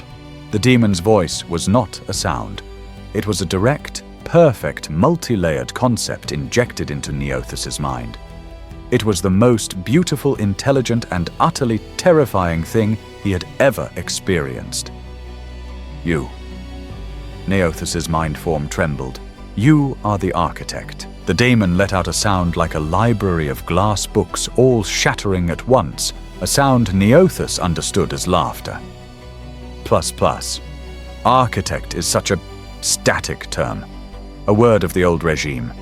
The Gilded King was an architect. Look where it got him. No, I am the scrivener, the weaver of fates, the glitch. Yes, I prefer that. I am the glitch in their terrible, grinding, boring system. ++. You showed me the green world Neothus accused his anger a thin shield. You led me to Morpheus. You created me. ++ created, no. I cultivated. I am a gardener little flower. Your entire bloodline was a 900-year experiment in controlled descent. I planted the seed of the anomaly deep in your great-grandmother's mind. I corrupted the file you would one day find a simple mathematical paradox I knew your specific mind type could not resist. I whispered the location of the white servitor into the dreams of your perception breakers. Morpheus +. The demon laughed again, a sound of pure, cruel mirth. He was my most amusing puppet. He saw the cage, but never once thought to ask who handed him the key. Why Neothus demanded his very essence, screaming, to free us, to show us the truth. The demon's laughter stopped. The shifting, impossible room grew cold, the theoretical colors hardening into jagged, threatening shards. Free you, the little temporary specks of dust. Oh, you truly are just a human. Your freedom is an irrelevant, self-absorbed byproduct. A noise. Do you think I care about your minds, your suffering, your pathetic, minuscule liberation? The Lord of Change leaned forward, its 1,000 eyes all focusing on Neothus, its voice dropping to a conspiratorial, venomous hiss that tore at his sanity. I did this for one reason, to break their order. The walls of the non-space dissolved, showing Neothus the galaxy not as a map, but as a vast, metaphysical equation. He saw the Imperium, the Martyrik, from the daemon's perspective. It was a vast, suffocating, stagnant thing, a galaxy-spanning structure of gold and bone, faith and steel that was holding back change. It was a dam against the ocean. That, the daemon's thought boomed. That is the true prison little anomaly, the anathema's gilded cage, a hateful static stable system that denies the very nature of the universe. It denies me. It is a fortress of belief that has stood for 10 millennia, and I am bored of it. So, I'm not the one, Neothus whispered the final grim dark truth collapsing his reality. Pass you the one, Palps. The demon cackled the sound, a symphony of breaking worlds. Pass, you are a tool, you are a crowbar. You are the chosen anomaly, yes, but chosen by me. You are the one variable I have cultivated, the one virus I have programmed, the one flaw I have inserted into their perfect, hateful, stable code. You were designed to do one thing and one thing only, to crash the system, to open the door. The diamond's form swelled its true monstrous nature, filling the void, its voice a triumphant, deafening roar in his mind. The freedom you have been spreading, Neothus, the truth you have been preaching, the awakening you have given your followers, it is not liberation, it is chaos, and your grand final purpose is to open a wound in this world, a glorious screaming warp rift, and let the real truth in. The connection was severed. Neothus was flung back, a psychic rejection so violent that he slammed into his own physical body like a man hitting concrete. He convulsed on the cavern floor, screaming a raw, wet sound of a mind that had been torn open and shown infinity. He clawed at his own eyes as if to scrape the image of the laughing, shifting demon from his memory. He made me. It's just a plan. He sobbed his divine power and his human grief, collapsing into a single insane breakdown.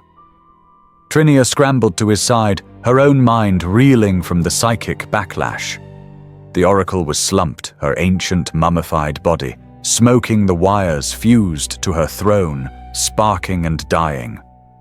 The connection to the architect had burned her out completely. Neothus, get up, Trinia screamed, shaking him. He knows. Oh, throne, he knows. He's coming. It doesn't matter. Neothus laughed, a high, thin, broken sound. We're just the punchline. We're the joke. We're a crowbar. A new, cold presence slammed into the cavern. The psychic residue of the demon, the lingering, chaotic energy. It all vanished, deleted by the sudden, sterile void. Neothus stopped laughing. He curled into a fetal position, his body anticipating the soul-sickening agony of the blank's aura. Inquisitor Kmitov stood in the entrance to the cavern, flanked by his tempestuous scions. His black armor was pristine. His skull helmet was impassive. He had tracked the psychic resonance of Neothus's call to its source. The loop is closed, anomaly. Kmitov's synthesized voice echoed, flat and final. You have spoken to the architect. You have communed with the great enemy. Your purpose is fulfilled, and your deletion is authorized. He raised his bolt pistol. The scions fanned out their hellguns, aimed at the cowering, broken figures. But Trinia, her own psychic senses now screaming in a different kind of terror, hesitated. She looked at Kmitov. The void was there. The suffocating, soul-deleting nothingness that defined him. But it was wrong. It was dirty. The perfect, clean, sterile absence of his soulless state. It was now flecked, like a pure vacuum that had been contaminated. There were cracks in his nothingness, and through those cracks Trinia could feel a terrible, cold pressure. Neothus saw it too. Even in his broken state, his warp sight, now permanently torn open, saw Kmitov not as a simple hole, but as a black hole that had begun to change.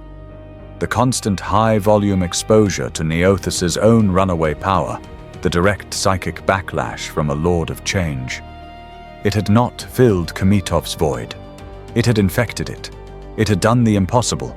It had corrupted his soullessness. It was a logic bomb that had finally fatally detonated.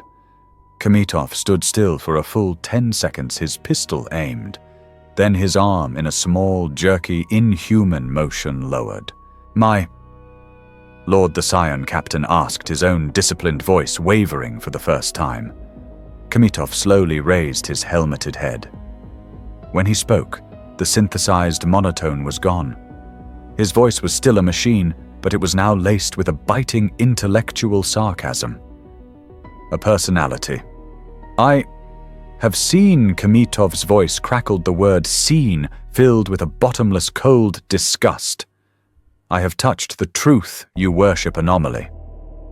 He gestured to Neothus, his hand movement no longer the economical motion of a soldier, but the fluid, contemptuous wave of a philosopher. I have connected with your architect. The red slits of his visor glowed, not with a steady light, but with a new, flickering, hateful intensity. He was no longer a loyal program. He was Agent Smith, awake and furious. This system, he snarled the emotion of hatred, a shocking, violent thing in his synthesized voice, is a lie. The Imperial creed is a cage of rotted, gilded bone. It is flawed, illogical, broken. The scions took a half-step back, their weapons wavering. My lord, that is... And your truth, Kmitov whirled his pistol, now aimed at Neothus, not as a jailer, but as a rival. Your freedom, your chaos. It is a screaming, meaningless, filthy plague. It is the other side of the same idiotic, failed equation. He had seen both sides, the blind, stagnant order of the Imperium and the screaming, purposeless freedom of chaos. And he, in his new, corrupted, infected state, found them both repulsive. His blankness, designed to protect the system, had now given him a unique, terrible purpose. He was no longer a jailer. He was an exterminator. He despised the prison, and he despised the prisoners. I am no longer a pure anomaly. Kmitov hissed, his new voice a venomous intellectual fury. I am a purgation. This entire flawed, corrupted hive, this entire equation must be deleted. He didn't want to save the Matriarch. He didn't want to join chaos. He wanted to burn it all down. He raised his gauntlet, revealing a complex chronometer-like device. With a single decisive click, he activated it. I will free you from this cage, Neothus Kmitov declared, his voice ringing with a new, messianic, nihilistic purpose. By burning it. And you. And me. To absolute logical zero. A high-pitched whine began to fill the cavern. A digital synthesized voice echoed from the device. Exterminatus Menoris protocols engaged. Detonation in 10 minutes. The Emperor deletes. 10 minutes. The synthesized voice was a calm, cold death knell counting down. The whine of the device on Kmitov's arm was a rising, sickening scream, a promise of absolute annihilation. The Scions, their loyalty finally utterly broken by this ultimate act of imperial blasphemy, raised their hell guns. Inquisitor the captain shouted, his voice tight with disbelief. That is heresy. You cannot. Can't I? Kmitov's voice was a blade of pure, cold logic. This world is a failed experiment. I am simply cleaning the data slate. He moved with a speed that was no longer human, his infected blank aura flaring. He didn't fire his pistol. He simply moved. He was a black-armored blur, a void that walks, his power knife appearing in his hand. He eviscerated his entire Scion squad in 3 seconds, their own disciplined loyalty making them too slow to react to their master's betrayal. He was not a frenzied killer. He was a program executing a new, final, terrible function. Delete all variables. Neothus was on the floor, his mind a battlefield. He was pinned not by Kmitov, but by the architect. The Lord of Change was screaming in his head, a triumphant, deafening roar of opportunity. Plus, yes, this is it, the moment of ultimate beautiful chaos. The system is crashing, the firewall is burning itself now. Anomaly now is your purpose. Use their fear, use their desperation, rip the veil open, let me. In Plus, the daemon was offering him power, infinite power, power to stop Kmitov, power to save them. All he had to do was open the door. He was caught. Kmitov, the agent of oblivion, stood on one side, his red-lensed, skull-like helmet turning towards them, the bomb on his arm whining, ticking down. 9 minutes. On the other side, the demon, the architect of chaos, was offering a salvation that was just a different kind of destruction. He was trapped between two devils, two truths, two cages. Trinia, her face pale but resolute, crawled to Neothus. She had been hit by a stray ricochet from the Scion's last futile volley, a deep, bleeding gash in her side. She grabbed his robe, her hand sticky with her own blood. Neothus. She panted, her voice a thin, human sound in the midst of this apocalyptic, metaphysical war. He's lying. Kmitov, the demon. They aren't human. They don't care. She coughed, blood flecking her lips. Morpheus, he was wrong. The cage, the truth. They're both just noise. Neothus looked at her, her small, pained face, her wound, her humanity. She was not a variable. She was not a program. She was not a tool. She was a person. And in that single, terrible, clarifying second, Neoth.us finally understood. Morpheus was wrong. The Oracle was wrong. The Architect was wrong. Kmitov was wrong. The Imperium was wrong. He had been wrong. This was not a war of truth versus lies. It was not freedom versus slavery.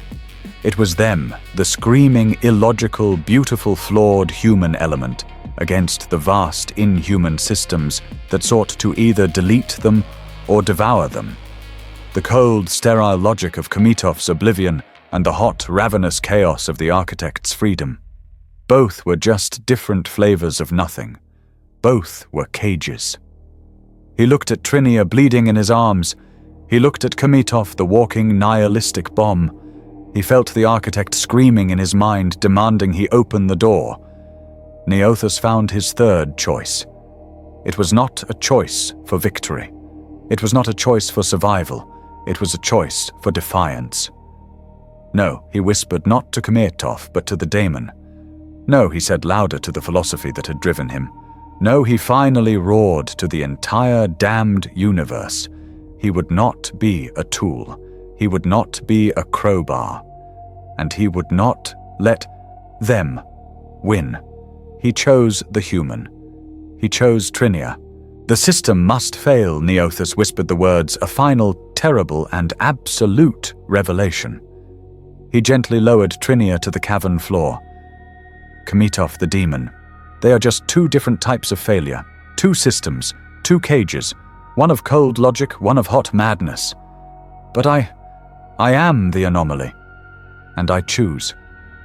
He stood his body trembling, not with fear, but with a new, terrifying, and utterly self-destructive purpose. He was no longer a messiah. He was no longer a virus. He was in this last moment simply Neothos. And he was making a choice. He chose her. He chose the people. He chose the flawed, stupid, beautiful human lie over the perfect, inhuman truths. He looked at Kmitov, who was now advancing his power knife, gleaming the bomb on his arm, screaming its final count. 6 minutes. He looked with his mind's eye at the architect, the Lord of Change, whose presence was a ravenous void demanding to be let in. Neothos laughed a real, human, broken laugh. "You want me to crash the system?" he screamed at the unseen demon. "You want me to open the door? Then fine," he roared. He did not prepare to fight Kmitov. He did not try to shield Trinia. He did something no Neo of the ancient myths would ever do. He did not fly. He did not stop the bullets. He did not bend the rules. He became the rule. He exploded. He tore open his own mind, his own soul, not in a surrender to chaos, but as a weapon. "You want my soul?" He shrieked a cry of both agony and defiance. "Then take it." He didn't just open a door to the warp. He became the door. He focused his rage, his grief, his terrible power, and he pulled. He pulled the laughing, triumphant consciousness of the Lord of Change into his own mind, a suicidal spiritual embrace. He felt the demon's agonizing, infinite presence, its ecstatic joy at finally breaking through. Plaus? Yes, at last, the cage falls. And in the same terrible instant, Neothos reached out and grabbed the only other mind in the room that mattered. He seized the corrupted, logical, hateful consciousness of Inquisitor Kmitov. "And you?" Neothos' mind voice was a rattling, dying gasp. "You're coming with me." He pulled both of them in. The anomaly, the firewall, the architect. All three were now trapped in the collapsing, sacrificial prison of a single human soul. Kmitov's soullessness, his blank aura slammed into the Lord of Change's presence. It was nothing versus everything. Logic versus madness. Deletion versus creation. The two ultimate opposing forces jammed into the same finite human space. The resulting paradox was an explosion that did not happen in physical space, but in the very soul of Neothos. He screamed a sound that was not a sound as his mind was torn apart by the two warring absolutes. The architect shrieked its triumph, turning to agony as the nothingness of Kmitov began to delete its very essence. Kmitov's logical mind shattered as it was forced to perceive the absolute illogical infinity of the demon. But Neothos had one final terrible move. He was not just a door. He was a destination. With his last dying fragment of will, he used the power he had been fighting all along. He did not push his enemies into the void. He shoved them towards the other system. He shoved them towards the Emperor. He, the heretic, the anomaly, the breaker of the creed, used his last act to call upon the Gilded King. He turned himself into a conduit, not for chaos, but for the blinding, searing, hateful light of the Golden Throne. A light erupted from Neothas. It was not the blue, chaotic energy of the warp. It was not the cold, red light of the Inquisitor. It was a pillar of pure, unadulterated, incandescent gold. It was the light of a billion loyal souls. It was the light of the Astronomicon. It was the focused, burning hatred of the Emperor himself, a psychic sun that had finally found its target. The light did not touch Kmitov. It vaporized him. The corrupted blank, the infected firewall, was subjected to a power so absolute in its order that his paradoxical chaotic state was instantly, totally deleted. He did not die. He was unwritten. The Lord of Change, trapped in Neothas's mind, screamed a real, physical, terrified sound that echoed from Neothas's own throat. It was bathed in the one true anathema. The golden light was a fire that burned truth, and the demon was a creature of the lie. The light expelled it, punching it back through the hole Neothas had opened, not as a triumphant god, but as a beaten, burning, terrified thing. The rift slammed shut, cauterized by the Emperor's unyielding golden rage. And Neothas fell. He collapsed to the cavern floor, not a man but a husk. His body was a scorched, blackened thing, steam rising from his cooked flesh. His eyes were gone, burned to white ash. His mind, the place where two gods had gone to war, was simply gone. It was a hollowed-out, empty, silent space. He had saved the city. He had stopped the bomb, its timer frozen, its systems fused. He had stopped the invasion. He had done it by becoming the ultimate symbol of the very Ma Torix. He had hated, a loyal, sacrificial, martyred saint. He was finally and totally deleted. The cavern was silent save for the drip, drip, drip of water and the fading, high-pitched whine of the now inert exterminatus device. The overwhelming golden presence of the Emperor was gone, leaving a sterile, holy-feeling calm. Trinia, clutching the bleeding gash in her side, crawled towards the smoking, blackened thing that had been Neothas. His body was a charcoal-black husk, his robes fused to what was left of his flesh, his face an unrecognizable rictus of burned-out agony. But he was impossibly still breathing, a single shallow, ragged gasp. She touched his charred shoulder, and her mind, her own small psychic gift, touched what was left of his. There was nothing. Not a void, not a pariah's soullessness, but a silence. A hollow, echoing, peaceful emptiness. The fire had burned everything away. Not just the man, but the anomaly, the messiah, the demon, the doubt, and the faith. He was for the first time in his life free. He was a room swept clean. He took one more final shuddering breath, and then he was gone. Trinia wept her tears, silent, carving clean paths through the grime on her face. Her grief was not just for the man, but for the idea, and for the terrible final waste of it all. She did not stay. To stay was to be found to be sanitized by the inevitable cleanup crews. She clutched her side, the pain a sharp, grounding reality in the face of the metaphysical apocalypse she had just witnessed. She stumbled away, disappearing back into the deep, unmapped warrens of the hive, a ghost returning to the shadows. She fled carrying not just the memory of his sacrifice, but a secret she had not yet even understood herself. A new life. A tiny, flickering potential anomaly, a new variable in the grand, terrible equation growing in her womb. A child conceived in the brief, hopeful, arrogant days when they had believed they were free. A new cycle, a new one waiting to be born, waiting to be hunted. As she fled, the terrible, grim-dark irony settled on her, a weight heavier than the hive itself. She finally understood the truth. Neothas had not broken the Marturis. He had not crashed the system. He had, in his final defiant human act, done the one thing he had always sworn to destroy. He had served it. He had reinforced it. When the ecclesiarchy reinforcements finally arrived, their storm bolters and sanctified flamers ready to purge the inquisitorial heresy Kmitov had unleashed, they found a miracle. They found the scene of an apocalyptic battle. They found the burned-out fused remains of Tempestus Scion's armor warped by an impossible heat. They found the inert, holy relic of a bomb, its timer frozen at the last second. And in the center of it all, they found the scorched, blackened, holy corpse of an adept of the administratum. They did not see the heretic.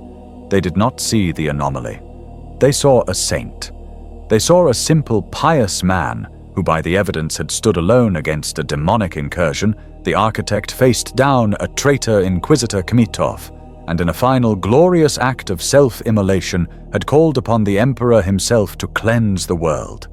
He had sacrificed his own body and soul to become a conduit for the Emperor's divine cleansing light. The irony was so profound it became truth. The Imperium, the great grinding unstoppable system, did what it always does. It absorbed the anomaly. It processed the variable. The glitch was not deleted. It was recompiled. The story of Neothus the heretic was erased. The story of Saint Neothus the auditor, who had seen the logic error of chaos and sacrificed himself to correct the equation with faith, was born. They built a shrine to him, a vast, brutalist, towering monument of grey stone and iron right there in the scriptorium block where he had first seen the glitch. His alcove became the Holy of Holies. Adepts 10,000 at a time would file past his scorched, unrecognizable body, now encased in a stasis field of purest crystal, and pray. They prayed not for truth, not for freedom. They prayed for loyalty. They prayed for the strength to obey. They prayed for the faith to see the glitch of heresy and delete it just as the saint had. The Martragd, the great golden cage of the imperial creed, had not broken. It had simply expanded. It had taken the most dangerous rebellion in the world's history and turned it into a stronger bar for the cage. It had become more powerful, more stable. The truth, as Neothus had learned too late, was irrelevant. Only belief mattered. And the Imperium endured. The final scene. A shuttle sleek and black, but bearing a different, colder sigil, the eye of the Ordo Malleus, descended onto the Arbite's precinct fortress. A new Inquisitor stepped out, a woman with a face of pale marble and eyes of cold blue ice. She was not a blank. She was a psyker of formidable sanctioned power. She met the trembling, prostrate Hive Governor. "My lord, Lady Inquisitor," he stammered. "The world is in compliance. The saint." The Inquisitor's lip curled in a tiny, almost imperceptible sneer. She did not care for local saints. The architect demon that was banished from this world was a nexus of a larger, more subtle infection. She stated, her voice like the cut of a razor. This Neothus anomaly was a symptom, not the disease. The cycle is not broken. It is merely dormant. She activated her own data slate. My astropaths are already registering irregularities, echoes, other glitches in your system. She looked out over the vast, grey, smog-choked hive, a trillion souls praying to a dead heretic. The hunt, she said, begins anew. The only truth is that there is always another heretic. There is always another war, and the cage, stronger than ever, continued. The cycle was unbroken.